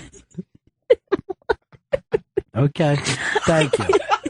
That's the consent I was looking for. More than that, Dayquil. You know, even when they say consensual sex, people don't actually consent to it. You know, maybe physically, but no one says, yes, I do consent to having sex with you. So it's okay if we bang, right? Oh, yeah. Now, well, I also give you my consent as well. Wait, which hole? I consent for one, not the other. How about the butt? See? How about the butt? The Chris Stanley story. Step this up a notch. We want the butt. Gotta have that butt. I'm gonna turn your asshole out. Ouch. What we're going to do is a thing that it's called Dirty P-Funk. Should be available for Christmas. Why I did that, Chris started scratching his own ass. I was tucking my shirt in. All right, I was scratching the ass. Tucking your shirt in, it looked like you were wiping your ass with it. Oh, God. No, check it out. There's no poo on this. Oh. Oh, God. Or pee. You know what? I still love him, though. Why? I just still love him. That's your fault, then. To love Chris is like loving Kirsten Dunst. We're both nuts. First of all, if I fucking sat behind her in school, she only would have heard the term dunce cap for her entire first 7 years. Hey, dunce cap. You want to fucking move it? I'm not going to answer to that. I'd be like in high school, hey, you guys go dumpster diving yet? That's good. Ew. It means like having sex. Yeah. Consensually. It's got to be consensual. Mm-hmm. Putting the sensual. Yeah, putting the sensual in consensual. Now, in your world, Kashmir, and by your world, I mean the planet Earth, is there a consent that takes place, or you just let the body talk? Mainly you just bump up some share and go for it. Just bump up some share. Yeah. So do you believe? Do you believe in consent? No sex? No. By the way, do you realize how old that song is? That you're still going back to share. You got to share the love. Yeah. Now, in the meantime, she wasn't happy that her daughter wanted to become a boy. But then she eventually gave in. Consented to it. Yeah. Jazzed over Chaz. Oh. Jazz has been up here before. Mm. Yeah. A couple times, right? Oh, yeah. Matter of fact, was in the men's room when I was there. Yeah, working it. Yeah. How'd it go with Jazz in there? The same as any other human being. I didn't check on them. What I try to do is not check on other people's bathroom. I think I'd be fine with a co-ed bathroom. It wouldn't bother me at all. I've been in one before. Weirded me out. At least it was Really? it was like a culture shock almost, inside there. Well, in what way? It's just like women were walking around as I was going to pee. Well, what were you worried about? Thimble dick? No, it was just strange to see women in the bathroom, in what would be the men's room, except it was a unisex bathroom. Yeah, well, but did that keep you from using the facilities? No, it all came out. But I was just like, as I walked in, I was like, "Whoa, am I in the wrong fucking room right now?" No, it's a unisex bathroom. You should say that no matter what room you walk in. And the answer is always yes. Yeah. Good. Yeah. Unless there's drunk pirates in there, you're probably in the wrong room. Stars that walk by, huh? So many stars. The stars are out today. I like to say Sirius XM more stars than are in the galaxy. You do always say that. I do. Every day. We're in the I elevator. gotta stop saying it so much. It annoys people. What are we gonna do about this hot problem that we have? I tried for the truce. And you still want a truce, right? I do still want a truce. I would like... See, the thing is, I don't think that she understood how bad they made it or why we would care. Right. She thinks that her feelings are more important than other people's feelings. She puts herself first. I think there was just a great misunderstanding. I think it's why Alexis left. Obviously, this is why Alexis left, and I always liked Alexis better. Well, everybody liked Alexis better. She was the draw. Yeah. It was Alexis Stewart. She had that sweet fucking stew dog money. Yeah. It was Alexis Stewart, and then it was the non-Stewart. To me, it's like when you're checking out the Beach Boys, and you're like, Wilson, Mike Love, oh. What? Jardine, Odd man out, right? Right. To me, Mike Love is the reason why the Beach Boys will never be better than the Beatles. He ruins it. It's And his fault. he's Because the he was world- the mean one, right? He's the world's first dude bro. There Yeah. was not even a dude bro before him. He's Cobra Kai. Generation 1. And what are you doing walking around with a fucking sailor's cap on? Are you out at fucking sea, dude? There's so many hats you can choose for yourself. Fucking And what oddball. looks weirder than putting on the fucking skipper's hat from Gilligan's Island? Fucking Gilligan actually had a better fucking Captain Skipper. You should have went with a top hat. Now we're talking. What did Gilligan have, like a bucket hat? That was his Oh thing? yeah, he had the hat of somebody with a skin disorder. I can't be in the sun. Yeah, he really couldn't. Get Gilligan's cap up there. And what was funny about that guy is like he never got over the Gilligan thing and was even wearing that as an old man. Like wherever he went, he had to put on the Gilligan's cap. They buried him with it. Did they? Oh, yeah. They know that he wasn't dead though, right? Lost a wrestling match. Actually, this might be the worst hat show in fucking human history. Yeah, that one alone could win it. Yeah, but the Skipper's is worse. Put the Skipper on. He's got like a little cappy hat. Yeah, he's That's got what he a wears. fucking Mike Love hat. Like he's fucking. Oh yeah, that one. What are those called? It's a like- captain's hat. Yeah, but like I feel like it's a smaller, like it's a tighter version because oftentimes they're like with the big white top brim there or whatever that piece would be. I don't even know what you're talking. Are you talking like? Look up captain's hat. Yeah, all right. I feel. But see, that's a skipper's hat more than a captain's hat. Yeah. That's maybe where I'm thinking. See this white piece. That's there. even worse, though. That's what I was thinking. So it's the skipper's hat. Like if something I was different. if I was in the Navy and they said we're promoting you to captain, I'd like, can I do it without a hat? Because I don't want to wear that one. That you can't make anything fucking work with that. No, that's goofy. What about like a trifold hat, like like Revolutionary War guys? I always thought that looked pretty cool. That's the one like Yeah, the triangle hat, right? that one. That never played outside of that one fucking era. What happened? Like, why did everyone just fucking decide, well, that hat was fucking stupid? What replaced it? A cowboy hat, probably. Yeah. Shit. People stopped wearing wigs, too. You gotta wear a wig when you wear a tricone hat. No, you don't. You can't wear it without a wig? I mean, it's like wearing shoes without socks. It Some does people can look pull it good off. with that white powder wig. Nothing looks good with that. White powder wig is the dumbest thing that's ever happened to humanity. What the fuck were we thinking? Hey, let's all have curly white hair. Look, those So assholes distinguished. They still do it in England. The judge will come out like that. Assholes. Did you know that they do? Yeah, they're all fucking rugrats, one after another. Have you worked out things in that thing we're trying to do with Don? With which?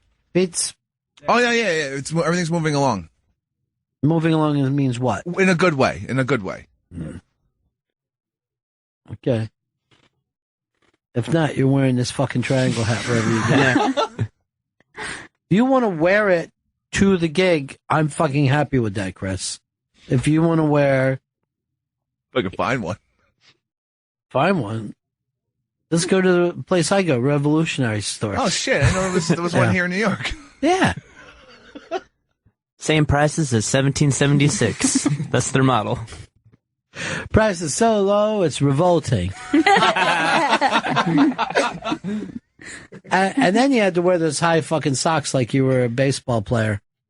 Such a weird look humans had. Very preppy. It was like preppy Oh, look. yeah, it was preppy. They were all preppies then.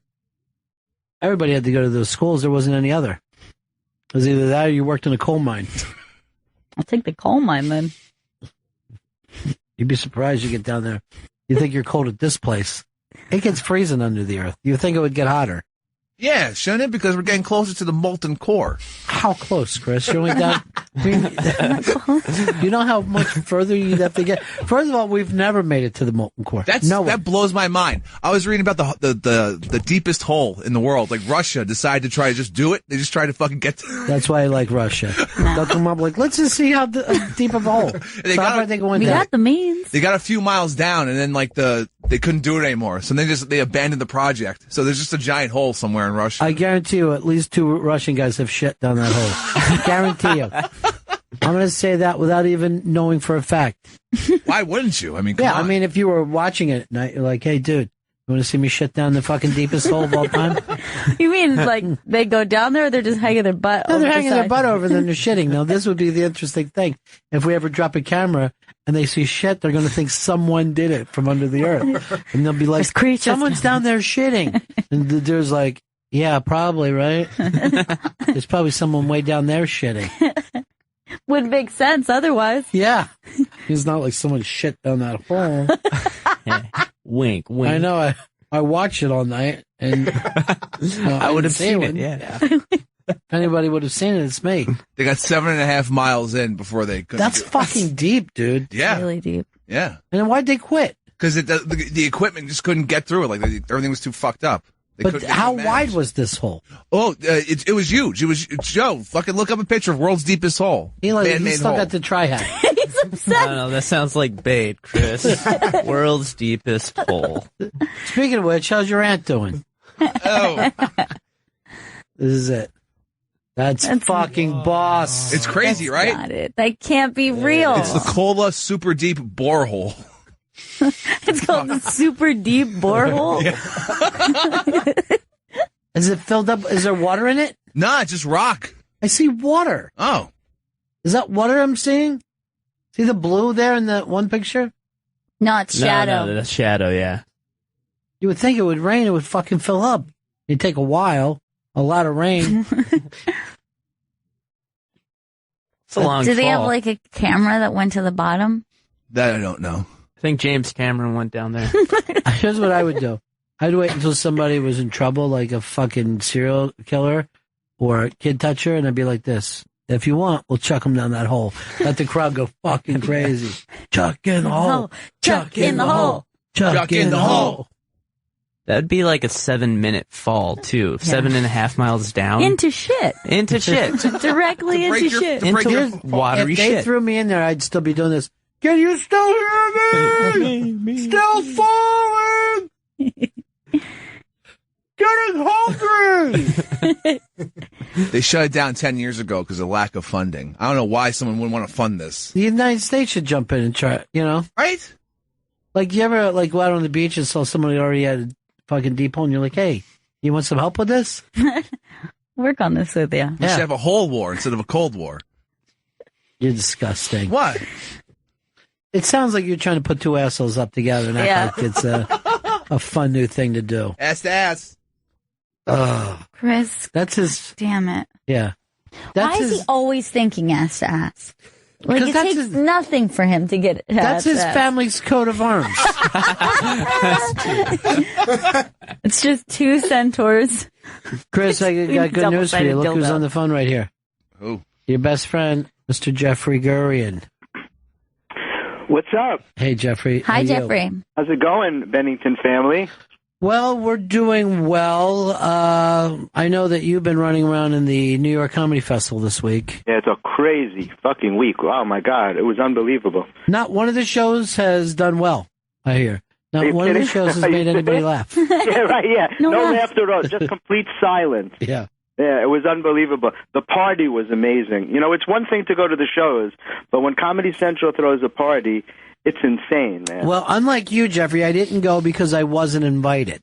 Oh, well, it was probably just an oversight, Ron, I'm sure. But you snuck in. I snuck in, yeah, I always do. I have a way. I went in as security. I always tell the biggest guy, if anybody bothers you, let me know. And then I go right in. No, it's known for being this thing that nobody can break into, and yet Jeffrey gets through. The security is insane. Yeah. You have to show them your ticket in the street. It's like, you know, it's like more security than for the White House, man. It was incredible.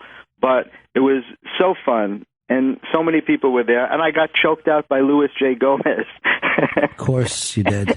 He actually did that. I thought he was just kidding. He tried to put his knit hat on me. We were taking a picture. He was telling me about his new show with Michael Bisping, you know, the mixed martial arts show that he's doing. Everybody's going crazy over it. Yeah, I'm sure it's great, you know. And so he tried to put his hat on me, and, you know, that's not allowed because of my hair. Right. So I blocked that shot. Trifold. And then he put me in a chokehold. But he really choked me. I couldn't believe that he did that. Yeah, there's no fake chokeholds. They're all real. I know.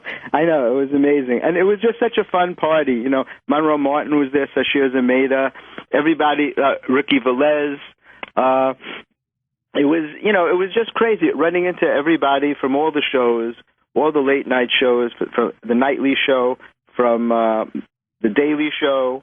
You know, Vladimir Kamanya was there. He's got this new show on NBC called Vlad. Really funny dude. Have you seen him yet? No, I don't know him. I got to bring him by one week. He's hilarious, and he's got this new show on NBC. He's a Dominican comedian, and the show is about his relationship to his dad, who has a really heavy accent. And he's just funny. He talks about his dad a lot in his act. So he's got this new show called Vlad, which is a weird name for a Latino guy. Would he say that his dad is loco? Would he say? Probably, He would say that. But he would say it with an accent, and it would make it funny. So my way wasn't. We loco, yeah. And so there was also the Yonkers Comedy Festival this week. I went up there for that. You know, which is bigger, the Yonkers Comedy Festival or the New York Comedy Festival? The Yonkers is so much bigger. Okay, good to know. Yeah, they have like huge stars that you've never heard of before. It was amazing. What did you do up there, Jeffrey? I went up to do a set on the opening night. They had this an opening night. Mike Cannon was there. I don't know if you know Mike, or they had a lot of fun comedians, and it's nice. I mean, it's good to support comedy wherever it is. So I run all over. Luckily, I have my car, and I go, man. You know. But I noticed this, Jeffrey. You're doing more and more sets all the time, more than even jumping around, I believe. I'm doing a lot, man. Yeah, I'm really doing a lot. It's been fun. You know, I headlined Broadway Comedy. It was the same night as the Comedy Central party, which meant that I had to get there late because I couldn't blow off my own show. I had to be at my own show, and it was great. It worked out wonderfully. We had a packed crowd. It was really a lot of fun. And then from there, I ran down there. But, yeah, I've been getting asked to do a lot of shows, which is really cool. It's given me an opportunity that I didn't really know that I wanted before. And it's been great. You know, I did like almost 40 minutes the other night, which was a lot for me. And it seemed longer. It seemed a lot longer. Right. Now, Kenneth Pogue said that Joey Jojo said this. That's their motto, which is a Minnesota saying. I didn't hear him say it. Did you guys? Yes, I did hear him say it. I did say that. I didn't hear it. Is that a thing that you grew up with? I grew up saying that, yeah. I never heard the term before. What? What's the term? How would you use it, Joe? Same way as like motto. Yeah, like that's their motto. I thought maybe you had just misspoke, and I wasn't going to make fun of you. Well, I appreciate that, Gail. So wait, are you saying that you say motto as model? Yeah. I'll go back and forth, but I'll say model also as like, you know, that's their business model, you know, that kind of thing. It's their model. I've never heard that. It sounds like motto, right? M-O-T-T-O, right? Yeah, but model. But how do you spell it? I don't know how to spell it per se. Well, I could spell model. Yeah, but I'm trying to figure out if you're saying model or said motto. M-O-D-E-L, like that. But how do you? So that's the way you made it. That's their model. Yeah. Yeah. And only people in Minnesota say that. I've never heard the. You know. Well, yeah, my friends and I, we would say that growing up. Can't speak for everyone, but St. Paul, East Side, yeah, I'll go ahead and go that far, yeah. Go that far to what? Saying model? That must be another saying we don't understand. It's just, you know, our model. Trail off, yeah. I always thought it was the M-O-D-D-L-E. Ragmup. That's Modell's. Go to Modell's if anybody needs it. What's their model? That's a sporting goods store, huh? I get confused a lot. I was looking around at jerseys there, and I'm like, that's not the shits. This isn't the shits. So, Jeffrey, it's been a great week between Yonkers and New York City for you. It's been crazy. And then, you know, Big J is doing his show. I was there last night. I'm going again tonight. You know, he's got Artie Fuqua as his co-host. Which was really cool. Artie came down to Caroline's earlier in the week because when the festival kicked off, it kicked off with this all-women show called Hysterical with Sashir Zameda and Lynn Koplitz, and they stuck me and Kyle Grooms in it. It was an all-women show, and they put us in a sketch, and it was really, really funny. And Artie Fuqua came around, and so he's Big J's co-host in that new show they're doing. What's your fucking deal? What's your fucking deal? Yeah. What you were at the second show last night? I was at. Let me see. What was last night? Sunday? No, I was there because I was there last night. Pardon me? I was there last night. Oh, you were? No, I was at the second show. I was at the first show on Sunday, the 7 p.m. show. It was packed. A lot of fun people on the show. Dude, I wish you were there last night. Gilbert came out and did it, and it was, he basically made fun of crowd work as he did crowd work, and it was one of the funniest things. And I know he was also at the Laugh for Sight thing last night, so he must have gone down there. What time were you there? At 9 o'clock then? Yeah, it was at the first show. The first show, okay, because then he came up and he did the Laugh for Sight thing where he made fun of blind people. God, that's nice. He said, well, and there were a lot of blind people in the audience, and they loved what he said. He said he hates blind people because you can't count on them. He said, of all the people in his life he can count on, not one of them is blind. That's true, though. And he's just, Gilbert, he's so outrageous. And people love him. I know a blind guy. Yeah. And I was drunk, and I called him. I said, can you pick me up? I'm too drunk to drive. And he goes, I can't. And I go, oh, fuck you then, I'm driving. Now, here's the odd thing about it. I hit someone in their eye. Oh, I ran into their car, hit him right in the eye. Gilbert told us. Sammy Davis Jr. Oh, my God. Whoa. Sammy Davis Wait, Jr. Senior. It was his dad. Not as bad. It was his dad. It was his tombstone. Oh, okay, so that's not in the eye of... I it's a letter. I hit the movie Tombstone. Oh, okay. Gilbert told a hilarious joke about a blind guy who walked into a store swinging his seeing eye dog around his head by its tail, and the salesman comes over and he says, can I help you? And the guy says, no, I'm just looking around. Yeah. That's great. That's our Gilbert. You didn't think it was funny? Flack.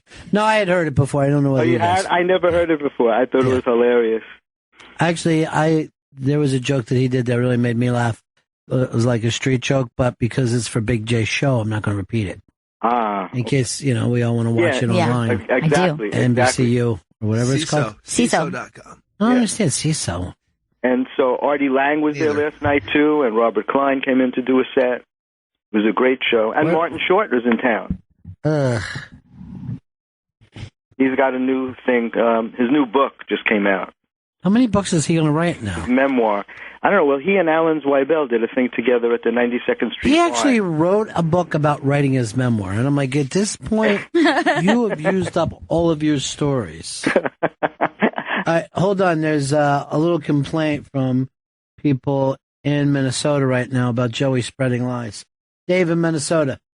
Hey, tell JoJo there that only hacks from East St. Paul confuse motto and model. He's an idiot. Oh, where are you from, Dave? I am from Minneapolis, 39th and Washburn, ass. Oh, that's real cool, Dave. Hey, how about you get out of the fucking white peopleville and go to the fucking city for a change? Wow, that's good. Sorry, you only make 6 figures, Dave. Oh, you got you there. Jojo. They don't know that the retards all list on the east side of St. Paul there. They don't know that. That's a great comeback, David. It's fucking roast battle. That's cool. Why are you guys fighting like this? Why can't you? I don't know why. What I said earlier was I can't speak for everyone else, but that's how I grew up. Yeah, but you don't even explain to us whether you're trying to say motto or model. I was saying model. Now, if you see a beautiful woman, you go, she could be a motto? She's a supermodel. She's a supermodel. What's a motto? It's a saying. This is Customato, and he's here for young Mike Tyson. He's a not the shit. This is not the shit. Jeffrey, I got to go to break here, but it was good to hear from you, and I'm glad that you're enjoying Yonkers Comedy Week. I'm having a blast, and I'll see you guys tomorrow. Look at this. British Airways passenger tried to enter the cockpit. Oh, my God. Watch I don't know why that's funny. Why are you laughing? Yeah. I thought you were saying that it was me that did that. Never. What? Never. That I tried to enter the cockpit. No, you stay in your seat. I know that when you're in a plane. I don't move. I know. I sit with my hands clasped in my lap. Going like this. What is keeping this plane up in the air? Exactly. Best not to think about it. Yeah. Science? Is that how we're up there? Science? Or is this magic? Please tell me magic. I like to believe that we're in God's palm as He's moving us along. Beautiful. Yeah. I always like to say God is watching us from a distance. Even when we're on Sounds the like it could be toilet. a song. Yeah. Even on the toilet. Yeah. God sees you. And Santa does. I knew you'd include the toilet. Whenever I'm on, you always wind up talking about the toilet. Come on, Jeffrey. It's because of your reputation. And taking a shit down the hole, right. I know. Here's the thing. You've got the same reputation as Chuck Berry. So... I'm afraid to ask what that is. Oh, you didn't know? No.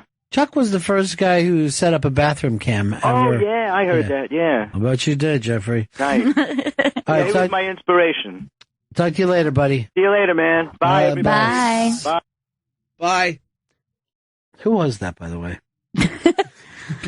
I thought you knew him. Oh. No. I don't know him at all. I got to break you. We haven't broke it all today, right? No. Watch how I do it. Bennington. We're the Bennington Show, and we're your friends. Don't shoot. Please, we beg you, don't shoot. Don't you recognize us? We're the Benningtons. You're having a fit. Your fever's so bad right now, you're just shooting blindly. The Benningtons. Gail Bennington. I'm Ron Bennington. Joey Jojo Bennington in here today. And that's it. But what about me here in the booth? You're less than a man because you're sick. I am pretty sick. I'm not pretty sick. I'm going to get over it. I just feel a little under the weather. You should do a Periscope today. It always makes you feel better. Oh, I will. I'll do a 6 smoking with Chris. You want smoky?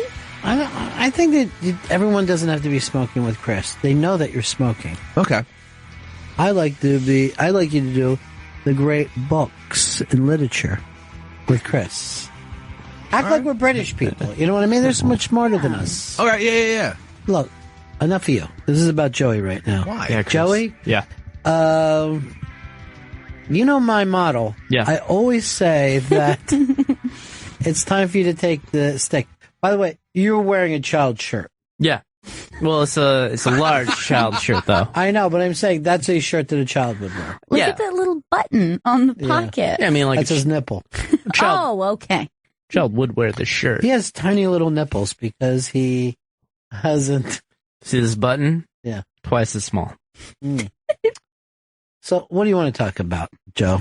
Minnesota? What is it? Hockey? Well, we could talk Models. about, some Minnesota if you want, but I do want to talk about this, set the table, boy. This husband. Okay. This husband. Caitlyn Jenner just won Woman of the Year for Glamour magazine. Not just some time ago. It was some time ago. Well, this husband, his wife was honored after the 9/11 attacks because his wife was the only one who... Dude, I know that you're right here on the East Coast. We don't laugh about the 9/11 attacks. I know. So go ahead. I had a doctor's appointment that day. So go ahead and take it. So he gave back. You got to go back before you laughed at the 9/11 attacks. Okay, so this husband whose wife was honored with the same award, he gave the award back to Glamour magazine after Caitlyn Jenner won the award. And he sent an open letter to the editors of the magazine pretty much saying, there was no one better than Caitlyn. Caitlyn's the only person you guys could think of. There's a lot of people I can think of right now. But you know what? Have your award back. It's pretty much what he said. His husband said that. His husband said it. Well, first of all, let me you know he's not your husband, right? Yeah. Let's just take a second to say you're great at this. Thank you. Second, what do you want us to do with that story? What would you like us? What conversation comes out of the story? Because the man has the right to refuse an award. No one can say that he can't. So what do we talk about? Well, for me, it was, I agree with him 100%. Wow. Thinking that was Wow. what you were going to say. Okay. This is like an Now I am anti-transgender interested. thing? No, it's not that. It's just more, Bruce Jenner just never seemed like a great person to me. And it's not that it's transgender, it's just more than, there's someone who's not as sheltered as Caitlyn Jenner and hasn't been as sheltered as Caitlyn Jenner, who maybe could have had the award. Like, I mean, who's not getting Me? the award? Please say me. It was Gail. I was thinking of Gail. Because I would agree with that. Yeah. I don't think Gail has put a full year in yet to be Woman of the Year. I mean, I think once you get, Yeah. Yeah, you got to be here for a year before you're going to get Woman of the Year. I'm hoping sometime around April they're going to start considering. Well, I don't know if they do it in a calendar year. I don't know how that goes. Okay. But as April, you'll be here for a full year. Yes. Then maybe you're the Caitlyn Jenner of the show. Until then, look, here's what makes this difficult. A man is better than a woman at everything. So as soon as a man transgender into a woman, he's going to win easily, no matter what the prize is. Yeah, she taught me so much about what it means to be a woman because we didn't understand it before this. We didn't get it. Well, here's the deal. Men can be women's coaches, and those teams can go on and become very successful. But have you ever heard of a woman be a man's coach? No. Doesn't happen. Laughable to Chris. Ridiculous. But isn't that funny that you think of it that way? Because I think that men would have problems with the authority of a woman, whereas women don't have problems with the authority of men. Because that's nature and natural. No. This is what you're saying. It's the men's fault for the woman not having enough leadership that she can coach. There's something going on right now in Esquire magazine. They're doing a bracket to come up with best movie coach. By the way, you will never see a transgendered from woman to man win Man of the Year for Esquire. But look how the women's magazines can't wait to run out there. Oh, God. Yeah. And say, Caitlyn's the best. You're best at being a woman this year. They just want to give it away. Give it away now. Give it away, give it away, give it away now. Caitlyn Jenner winning up the Glamour Awards. Caitlyn Jenner. All she had to do was tuck her balls and she gets to be Woman of the Year. But if a woman went to a man, people would be like this, prove yourself. Time for you to prove yourself. Yeah. But I mean, that's women doing it. You can't blame this one on men. No, it's society, both men and women. They are, you know what the thing is? There's also, there are trans people who, some of them are able to pass easier than others. Caitlyn's one of those. Well, despite her height, but I think that she's very well kept, her. Can I tell you who passes better than anyone else? Holly Berry. I did not even know. Holly Berry's transgender? Oh, no. I'm saying past. Oh. Yeah. Oh, okay. Here's what I'm saying about women can only blame their plight upon themselves. Can you blame us for anything? Yeah, we didn't let you go to the moon, but we built it. We wanted to go ourselves. I'd say this. You want to go to the moon? Build your own. Get it, ladies? And other minorities, because we only let white guys be there. Every time I step out at night, I always say, "Oh, look at the white man's moon. So beautiful White tonight." man's moon, won't you come? Wash away the rain. White man's moon, won't you come? Won't you come? White man's moon, white man's moon. Who's just laughing but keeping the voice going at the same time? Look, it's one thing that he laughed at White Man's Moon. This fucker laughed at 9/11 and nobody called him. Yeah, come on, what a piece of garbage he is. Why did you laugh at that? I wasn't laughing at 9/11. I would why never did you say his husband? His wife died. And yet when he heard the song Wildfire, he fucking cried like a baby because there came, frost. I told you guys that in confidence. Randy. Thank you. Billy. Yo, man. Hey, man. What's up, man? What's up, Hey, man? We're getting high over here in Philly. We're smoking that chronic. Let me tell you something, man. We're getting high all the time. Hope y'all are too. Rock and roll. Horseshit cool. Hey, Ron, back in the day, what was your drug of choice, bro? Well, my drug of choice was known as horse. You know, I didn't like to sit around with my friends and smoke chronic. I felt that was a little effeminate. So what would you do, horse? Yeah. What can we do for you, Randy? I just wanted to tell you guys that we're all fucked up on weed over here in Philly. Man, so great. Nice. Randy's so cool. All right. You're the coolest, Randy. Thanks, pal. All right, man.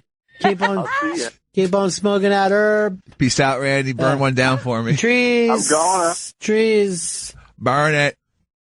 Chris, I'm going to say this. Since you started Euroscope, you've made the callers dumber and dumber. And you've made yourself dumber and dumber. I blame What this happened? on blazing with Chris. 420 Blaze. 420 blazing.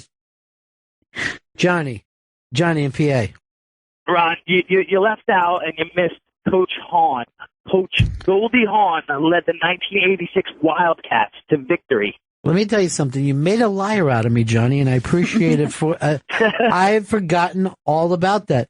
And it started rough. Oh, God, nobody wanted to listen to her. But she had this guys doing Pleiades and stuff, and before you know it, they started winning, even when they saw her in the tub. So, Johnny? How could they? Yeah. Pretty good prize closet. Yeah! It's the pretty good prize. It's the pretty good prize closet. We have pretty good prizes. It's the pretty good prize. It's the pretty good prize. Let's go there. Pretty prizes. Johnny! I hate this part. I like it. You're in Pennsylvania. And today you won a pretty good prize with a pretty good woman. Charlie's Angels, signed DVD by Lucy Liu. Oh, Freckle Girl. Oh, the Freckle the Girl. freckled Freckle Lucy. Girl, won't you come? But see, this is the difference between me and Chris Stanley, and I'll say this to anyone else on the radio. When I'm wrong, like I was in the case of Goldie Hawn and her fantastic film, Wildcats. Wildcat. I'll admit it and put you in a pretty good prize closet. You're a big man like that, you know? I'm a big man on this campus, you know? But it's a small campus. That's why I like it. It's easy for me to be a big man. I don't have to work hard at it. I go to a bigger campus, who knows? I could just be, I hate to say it, one of the nerds. We're just like regular sized man on campus. Yeah, I don't want to be that. I know all about that. I don't even want to be on a regular sized campus. I want to be on the smallest I want to be a big man on homeschool. And just be sitting in my house in PJ bottoms. Going like this. I rule the school. By that I mean the living room. John in North Carolina. Yeah, buddy. Yeah, buddy. Now, Ronnie, I've heard my whole life about female role models, and I have a teenage daughter, and I don't need to explain this to her, but how do I bolster up a female role model when society's telling everybody this is your female role model? As a woman, I would be outraged. I truly would. Besides the transgender, besides all of that, I would be outraged that a man is taking the lead on Female of the Year. Well, I'll just say this to a woman. Woman. Whoa, man. Whoa, man. She wanted dicks, then she got fixed. Now she's the head of glamour.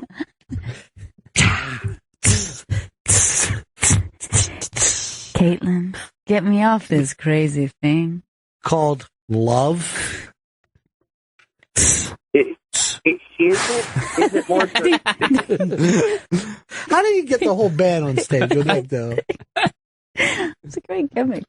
John, that's up to women. I guess they want to be led by men, even men that used to be men and are now women.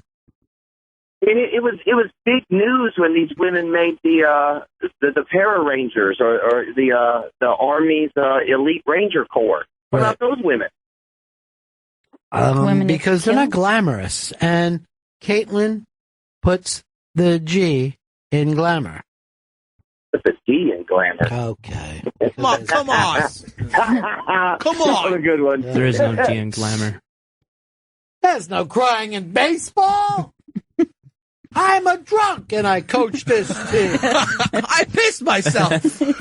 He never pissed himself He at all. didn't? I thought he did. He took a long piss in front of the girls. Yeah, I think maybe you're thinking, did he have throw up on himself? No, or something? Chris pissed himself. Watch. Oh, That was it. I got drunk and pissed myself watching that movie. Stanley.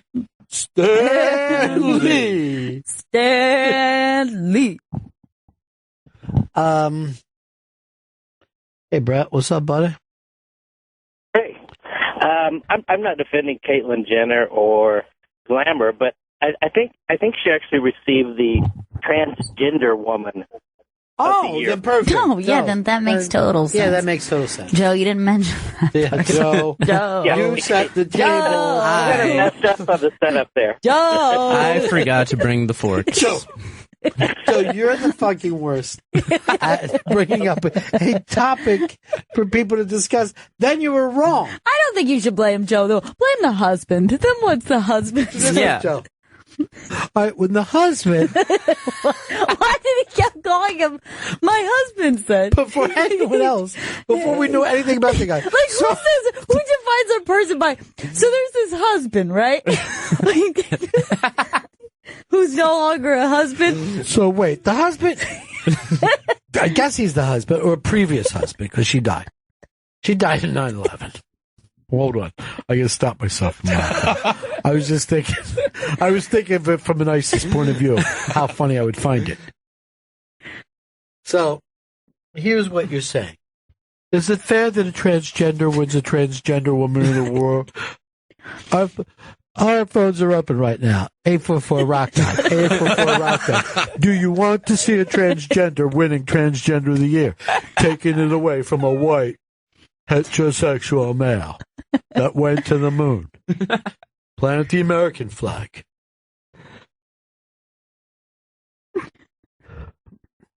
Do you want to see cats run over by dump trucks? Give us a call. No. 844-ROCK God. Or do you agree with the husband? You want to see your kids dragged out in the street and have someone put tattoo swastikas on their chest? Oh my God. 844-ROCK God. Give me a call, husband. I, for one, am against it. I'm tired of the libtards and their special interests going out there and they're trying to take the mast out of Christmas. When I was a kid, Jesus was around. And now you don't even see him because of the Jews. Yeah, I said it, the Jews. Is that what you wanted from this? No, I didn't. When I was a kid, there was pirate ships in the Caribbean. And now people are saying Caribbean? The hell with that. Social justice warriors. SJ Dubs.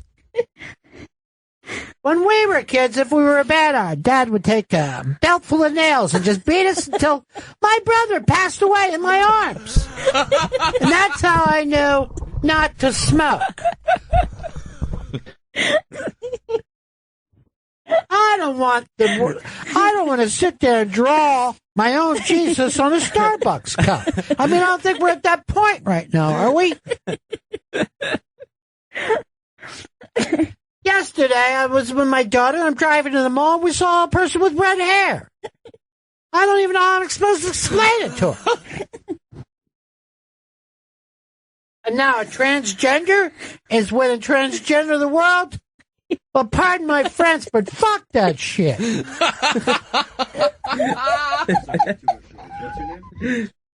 I'll turn this whole goddamn mall into Waco within 15 seconds. I'm fucking armed to the teeth. It got dark.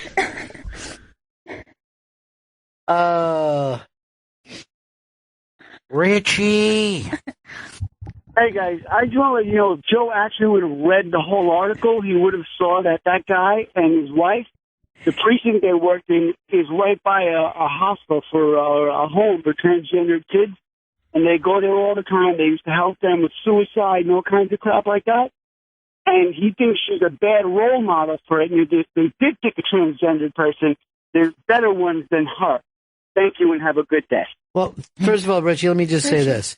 I apologize the fact that Joe didn't even read the article at all. I read the article. No, you didn't, dude. You know that. Otherwise, He's not. This guy is calling up and saying that he's mad not because a transgender woman won, right, but because there are better people, better transgenders than Caitlyn Jenner.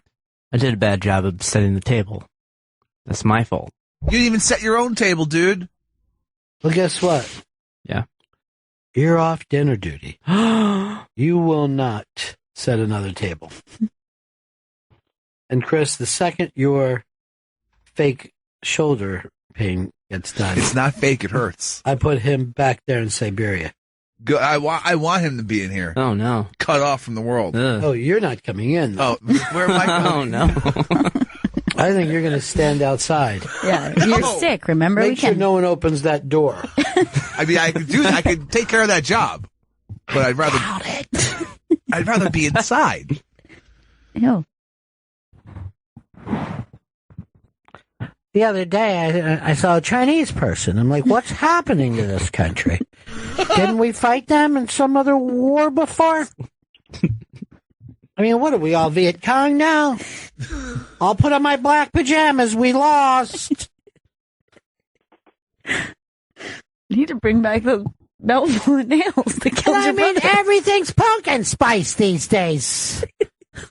The shit that they wrote about. I'm tired of pumpkin spice. Are you really that angry? Or did you just read something on the internet that told you to be angry? Can't not buy it.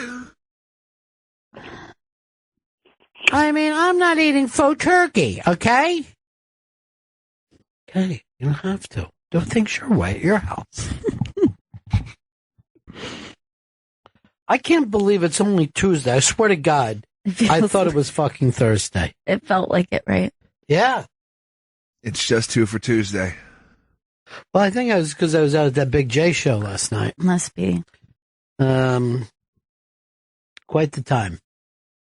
Quite the time. You guys are having a time? Having a time. Having a time. Have you seen this thing with, I think Dan sent this one in. Brett Favre was up in a tree where he managed to thank, I guess his thing was his record was beat. Uh-huh. So he sent this YouTube video for some reason to Peyton Manning, and he's sitting up in a tree, and it basically looks like the road is where he lives. Look at him. He's blending in with the tree. I guess he's hunting. Here, turn it up a little bit, Joe. Anyway, man, I'm very happy for you. Congrats. But now you have to take them all away. Good luck, man. You're the best.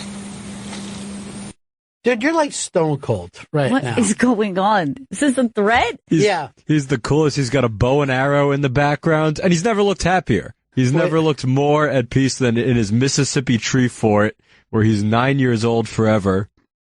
I've seen him, first of all, I never thought of him as the coolest, mainly because of the pathetic dick pic that he sent out. But remember those answering machines things that we got from Brett Favre years ago? Oh, yeah. Now, you know this story, right? Brett Favre had sent a picture of his penis to, was she a cheerleader for the Jets? She worked for the Jets. She was like part of the Jets organization. But she was like a hot chick that worked with the Jets organization. Yeah, and she dated at one time, one of the guys who was a show right here at Sirius. But Brett Favre wasn't leaving her alone. This is years old. We shouldn't even bring it up. But this is Brett Favre calling her answer machine after sending the dick pic, trying to get her to respond. Please leave a message at the tone. Hey, I'm talking to you on my cellular telephone, so, what up? Raising the roof.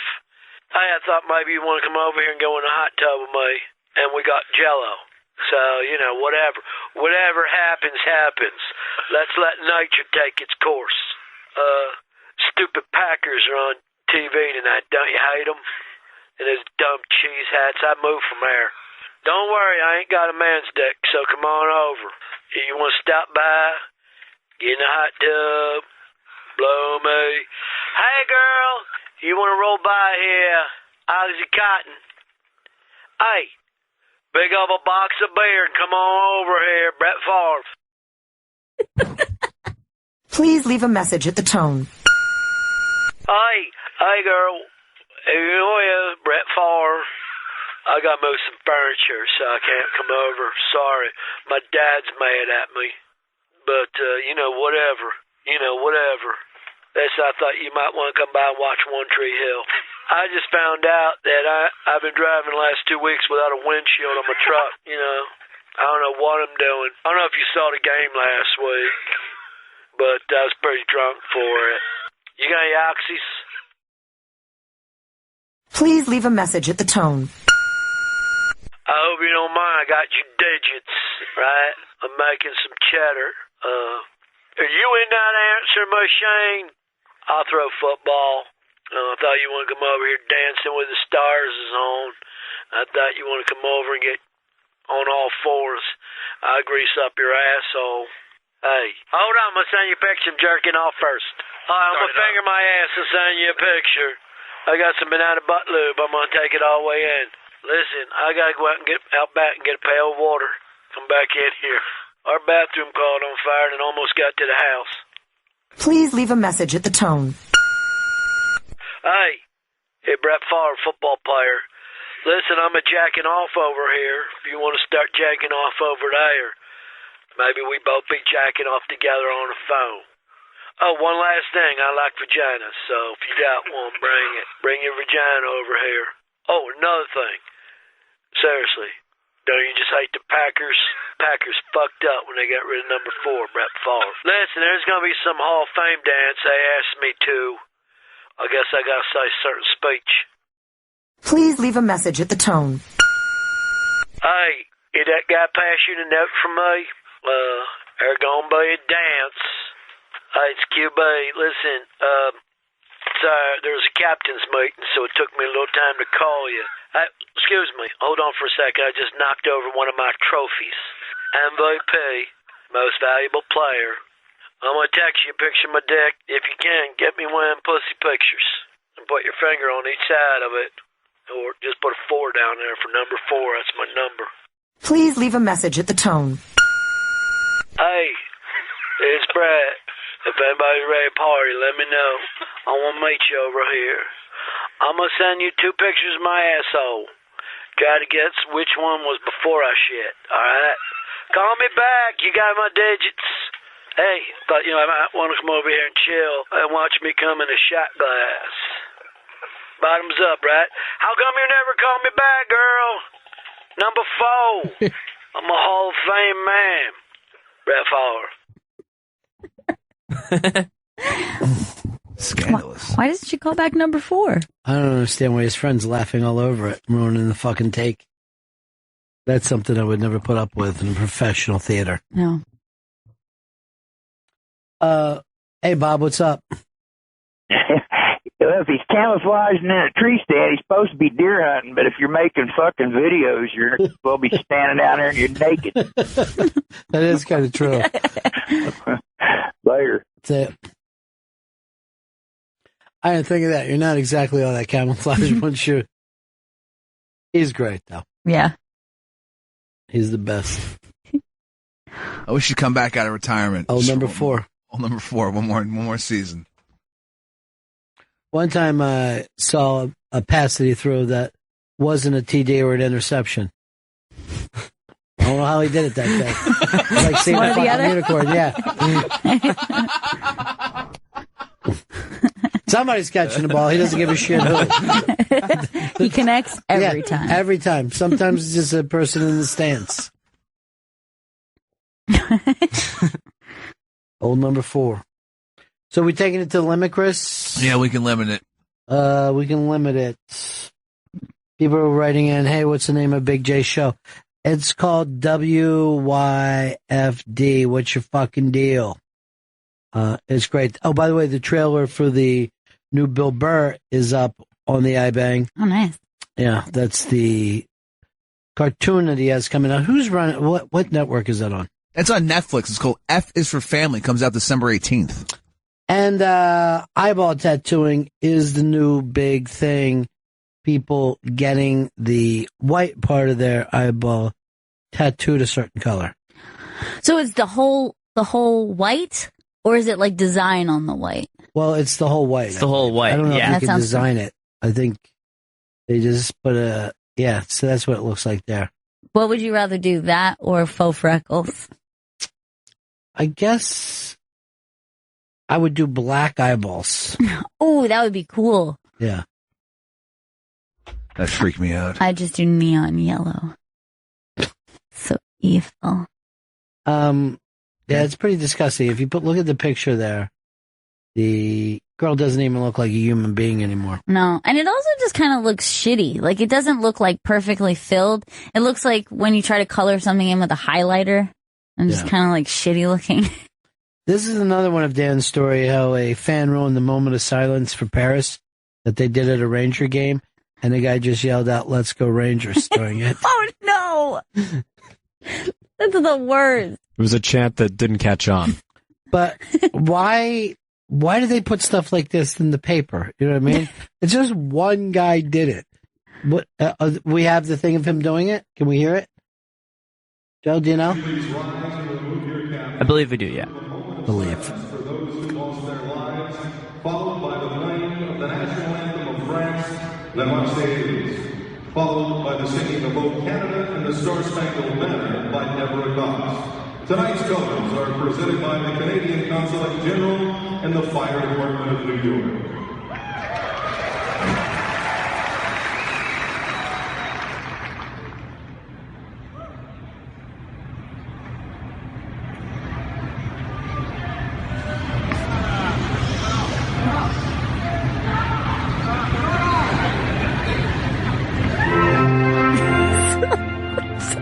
How are the people who yell "stop" any better?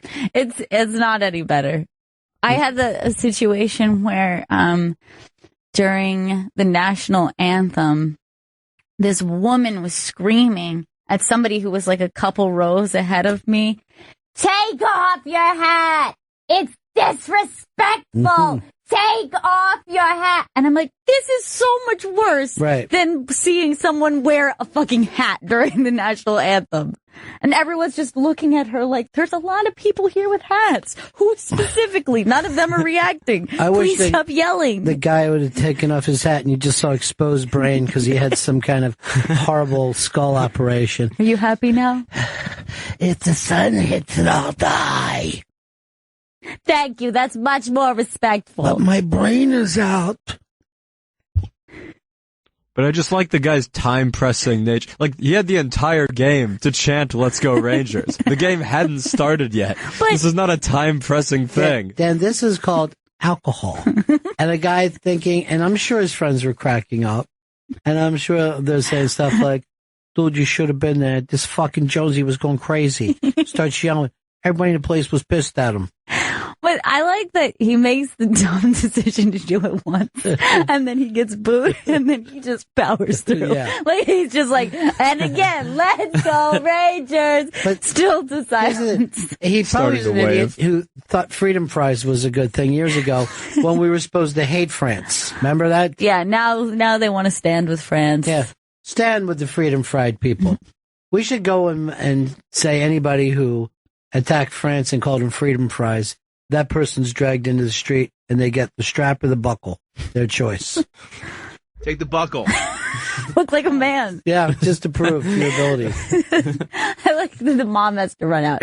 No one's getting hit with the fucking buckle. Oh boy, what happened to her, right? Oh my. That daughter's up to something with those fucking high-waisted pants of hers. I know, and she, look at where it got her. He lied. He lied. Spoiler alert. Spoiler alert. The father was right about her. She's a whore. She has 5 good years, 5 bad years, and then some fucking limp dick just fucking puts her out like a cigarette. Man, you try to teach kids, you know? That's their motto. What do you get for it? Kiss my grits. Tell him to kiss my grits. I had a problem with that line. I'm like, okay, we get it. It's the 70s. Yeah. Never really fucking caught on, though, did it? Did in Fargo. Well, there's a thing that shows you how we did turn from monkeys to human up on the iBank today. Oh, good. It's solved then. Yeah, I don't know who put this story up. Which one of you guys? I did. I put it up. This is Chris Stanley saying, God, Chris. I don't believe in Jesus. I think we came directly from monkeys. Evolution. It's correct. Yeah, it's... Well, when makes you think that we came from something that already exists? It makes sense, because and you see it through the video, that how our faces morph, basically, through evolution. That doesn't make sense. I could make it morph from a fucking washing machine. Yeah. My point is this.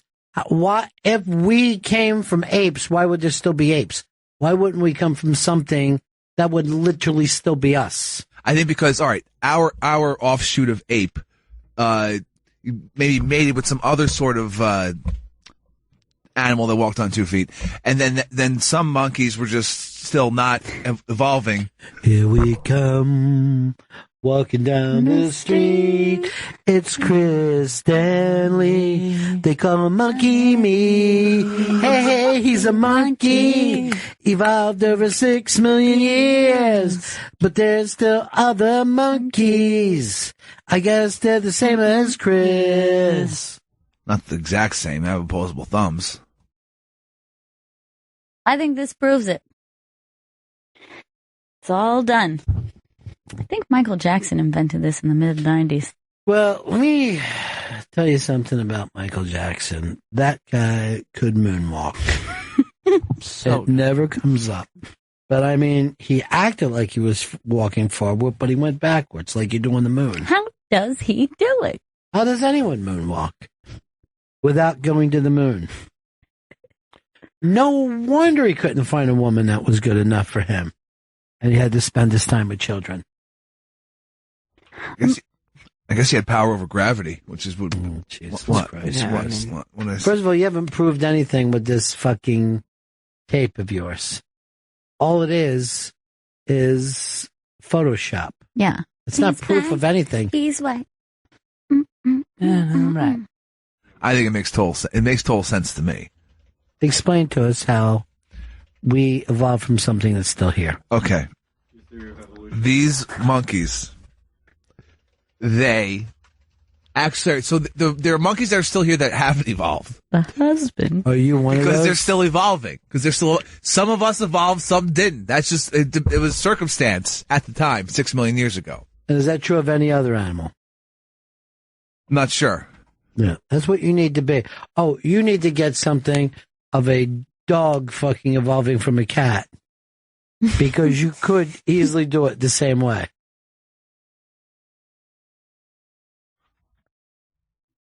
I still think that, well, look, we go from the monkey to this, let's say the Neanderthal, to some other sort of, what is it called? Hominid? Is that the word? Yeah. And then they eventually return to man. From monkey to caveman to man is what's happening in this video. Man, that's a scientific term, is it? He's a caveman. That got way I've got a new thing fucking planned for your scope. Okay. It's called Chris Explains. With doing no prep, okay. Chris confidently explains something. All right, I think that's a great idea. Because everyone's sick of the smoking cigarettes, smoking weed. Stupid. Come I don't think on. they're sick of it, but it's smart to, diversify. If anything, I like to see a smoked sausage. No. Jerry. No, not doing a dick joke. Oh. Talking about actual food. Oh, okay. Jerry in New York. Hey, Chris Stanley. I think that maybe you read every so often, but there's a best-selling line of children's books called Animorphs, and kids change from all different types of animals. So did we kind of figure out something there, like a missing link? If it's in a book, Chris believes Animorphs. Sounds like it's, pretty good. I read Animorphs growing up. I never did. I just thought, what? I saw the cover. I get the whole story there. Yeah, that's true. But I would always look at the covers and be Right. like, okay. So she Gotcha. used to be a fly. I would buy them for the covers. I never actually read one. So you judged it by its cover? Yeah, and I bought it to look at the cover, and my brother read them. Is there anything more scary than the mid-anamorph person? No, like Horse Boy. I don't know, or Look at Rhino the back Bro. of halfway through Rhino Girl. and has a pair of pants on. Hasn't completely morphed into a person, but is wearing pants. The Island of Dr. Moreau. I like to say fucking just a common slug that was morphed down from Chris Stanley. It was Chris Stanley at one time. And eventually just becomes a slug. Chris Explains, coming soon to Periscope. It's that simple. What up, Scope Bros? What do you want to know about? Hey, Ross, California. Chris said that he's not like a monkey because he has opposable thumbs, but the big dummy doesn't realize that all monkeys have opposable thumbs. Bullshit. No, they do. Just take a look at them. Why don't we hand them guns then? Let's see if they can become warriors. Yes, a monkey could fucking totally could shoot a gun. I didn't know that. Yeah, what they can't do is invent one or know why they're shooting it. But a monkey could you definitely could hand it to it. It would accidentally shoot off its opposable thumb. Yeah, I thought that the monkey couldn't handle a gun. That was my problem. Hey, purple guy. Yes, I have a question for Chris. Explains it all. Yeah. Can you please explain the Big Bang Theory? Sure. All right. So at the beginning of the universe, the beginning of time, there was an explosion which created all the matter in the known universe, which is where we're at now. It came from nothing? It came from nothing. What made it explode if there's nothing? There was a chemical reaction. How if there was nothing? Yeah, what chemical? It was very tiny molecules, very condensed, super condensed molecules. Where'd they come from? But how would you even know that they were small if there was nothing? Because the universe is still expanding right now. No, that has nothing to do with it. But look, if you have a thing of nothingness, right? Yeah. Then you only have something small. There's no way to call that small because it would be all there sounds is. Huge to me. Like, do you think that the Earth is small, even though we could take you to places in the universe where you couldn't even see it? Okay, look. But is it small? I'm going to change up this theory a little bit. All right, so the entire universe was this condensed matter. No, you can't tell whether it's big or small. It just is, right? But then the Big Bang happened, and all this condensed matter expanded, and then thus the known universe. You've never used thus in any other sentence, and now you're thus. He did look confident when once he got to the universe. And thus. Afterwards, he went to his mic and he was like, and got it, and just hit the button. And henceforth, gentle reader, it is I, Professor Stanley. Explaining once again something I know nothing of. methinks a bang occurred. Where my tenure at, dog? David, Texas. Hey, I just wanted to help Chris out a little bit on the whole evolution thing. Don't need your help, dude. I already know. I got a handle on this thing. Oh, okay. Sorry. Do you really want to know? Go ahead. All right. No, the what he's talking about that we evolved from, those don't exist anymore either. Different species have come along and spun off from those. So it's not like we came from one thing that everything just, and now there's all these different species that came from that. He acts like we came from Coco the Ape at the Bronx Zoo. Well, we did. He went to see, he went to the Bronx Zoo when he was a kid, and then he went back last summer expecting that ape to be a woman. How come she hasn't evolved yet? I can't wait. She was so beautiful then. I can't imagine her now.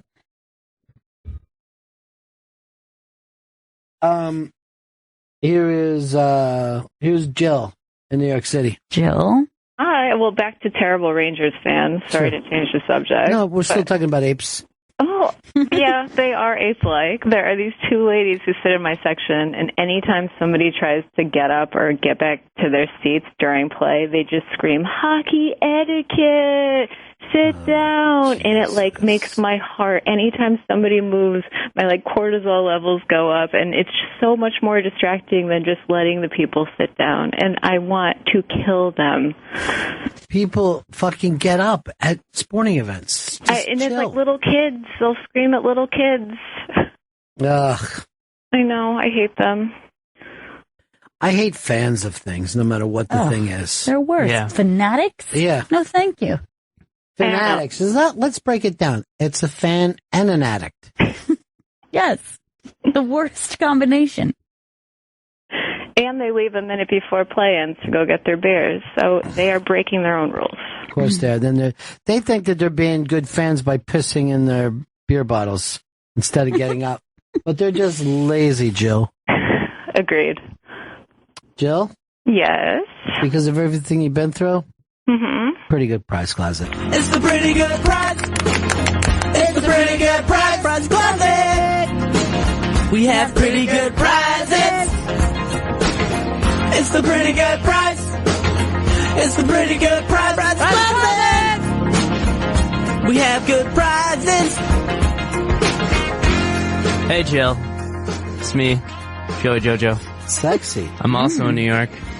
And you seem like you need a lot of help, so you win the signed DVD, Damsel in Distress, signed by Greta Gerwig. Ooh, that's a nice one. I don't know any of those people. No, Greta Gerwig. What'd she do? She's the Frances mumblecore queen. She was in Greenberg, too. Yeah. Yep. I see now. You know, Francis. Oh, I got it. Ryan, Chicago. You're on Chris Explains. Yeah, I got a question for Chris. If evolution is so real and scientists are showing me things all from the past, how come they can't show me evolution happening now? Show me an example I can see from like 10 years ago. Because, bro, it's in real time. That was over 6 million years ago. I mean, it's happening on a very tiny scale. And this very minute, tiny scale evolution is happening. So we're not going to be able to see it in real time. It's going to have, Chris, humans farther into the future will be able to Chris, see. Yes. it's Adam and Eve, not Adam and Monkey Eve. And I can see my popcorn kernels evolve into full-blown popcorn in like 2 minutes. I don't think that's evolution. That's stupid. That's one of the dumbest things I've ever heard. Dumb. But you got him. As he just got explained. Now I want to tell you, children, the story of Monkey Adam and Monkey Eve. Gather around. Sit down where your tails used to be. Oh. Here. I'm sure you still like bananas. Just like your ancestors. So that's why we like bananas. That's the main reason that you like bananas. You like swinging on stuffs. And I say stuffs, plural. Because you don't like just swinging on one stuff, but all the stuffs. You see, kids, back in the 1930s, all people were animals. Monkeys, to be exact. Some apes. Your family came from spider monkeys. Scary. And let's talk about the greatest monkey of all, Jesus, who was able to hang on a cross with his monkey arms. That's why we're celebrating Monkey Christmas coming up this year with these beautiful cups from Starbucks that we put evolved apes on. Look, we've signed it here. Look, kids, this is what you are. A monkey. Now, who wants a cup of Joe? I do. That young man over there whose name is Joe. I love coffee. You should get your next tattoo should be a cup of Joe. Oh, perfect. Get it. You know, someone suggested that to me before. Maybe I'll do it. I'm a ripoff. Well, no. Is that what you're trying to say there? No. What are you doing, Joe? I'm just saying the more people who do it, the more likely I'm going to do it, you know? Sure, that's the way we all do things. You have to have a lot of people say it to them. Everyone's telling me to do it. Yeah, like if your friend tells you to jump off a bridge, you don't do it. But if 5 friends say, Yeah. I might have a point. Then I'm going to do it. If that all works, let's tell Chris to take a shower. Hey, Chris, do you ever take a shower? Do you like shower? You should take a shower. I didn't shower. Chris, you seem like you got a lot of monkey sweat. Would you mind taking a shower and showering that off a little I bit? feel a little greasy, but I think it's still working. No. Carl in PA. Hey, Chris. What's up? Maybe your concept of years is kind of skewed because, God created the earth in 7 days. Created the first day, there was the Big Bang, flash of light, created light. How do we know that 600 million years ago, in God's time, wasn't only about 13 or 14 days ago? Whoa! Are blowing my mind. Think about So that. you're saying God could be a monkey? Maybe your concept of years is No. kind of skewed. My concepts are straight on. They are fucking spot on. What if God came to you in a dream and went, monkey God? Monkey God. Monkey No. God. No. Monkey God. Oh, we stopped. We always stop at the same time, too. Yeah, I know. Isn't that weird how we do that? That's evolution, I think. Monkeys can't. We all We like solved it. bananas. We all like chanting. He likes to hang. Have you ever seen that guy who's explaining why evolution doesn't make sense and why intelligent design is the only thing that makes sense? And he uses this example of, like, take a banana, for example. It fits perfectly in the hand and you can peel it. And doesn't that make sense that it's intelligent design? Instead of thinking that it's something literally a monkey is known for doing. It's like their whole fucking deal is loving bananas. That's like their one trick. I'll tell you why there's not intelligent design. Oysters. They're a fucking bitch to open. No God would ever do that with an oyster. What idiot would come up with that concept? A monkey God? Monkey God. Monkey God. Monkey God. Monkey! Shock the monkey! By the way, I knew somebody who we caught singing Chuck the Monkey, thinking it was about a monkey named Chuck. Chuck the monkey! Aaron, Texas. Yes, sir. Yes, sir, my friend. Oh, yes, indeed. I wanted to clear up kind of the concept everyone's got of evolution. Now, we did not come from monkeys. That's something Darwin said, and we have since proven that to be incorrect. No. We had a similar, just to be clear, we had a common ancestor that eventually became, yes, they became monkeys, it became Neanderthals, and it became humans. And interesting factoid, if you have brown hair and red hair in your beard, you actually have Neanderthal traits still in your bloodline. A little bit of genetic information for you. I read that too, and then I was just looking at Eastside Dave. Yeah. And I'm like, what is Ant putting a Neanderthal on his fucking radio thing? Yeah, they were a different entire species from Homo sapiens, which we might have gone to war with and killed, but we're close enough genetically to actually have babies together. Some of those we raped. Some we yes, killed the men, we raped the women. Monkey rape. Monkey rape. Monkey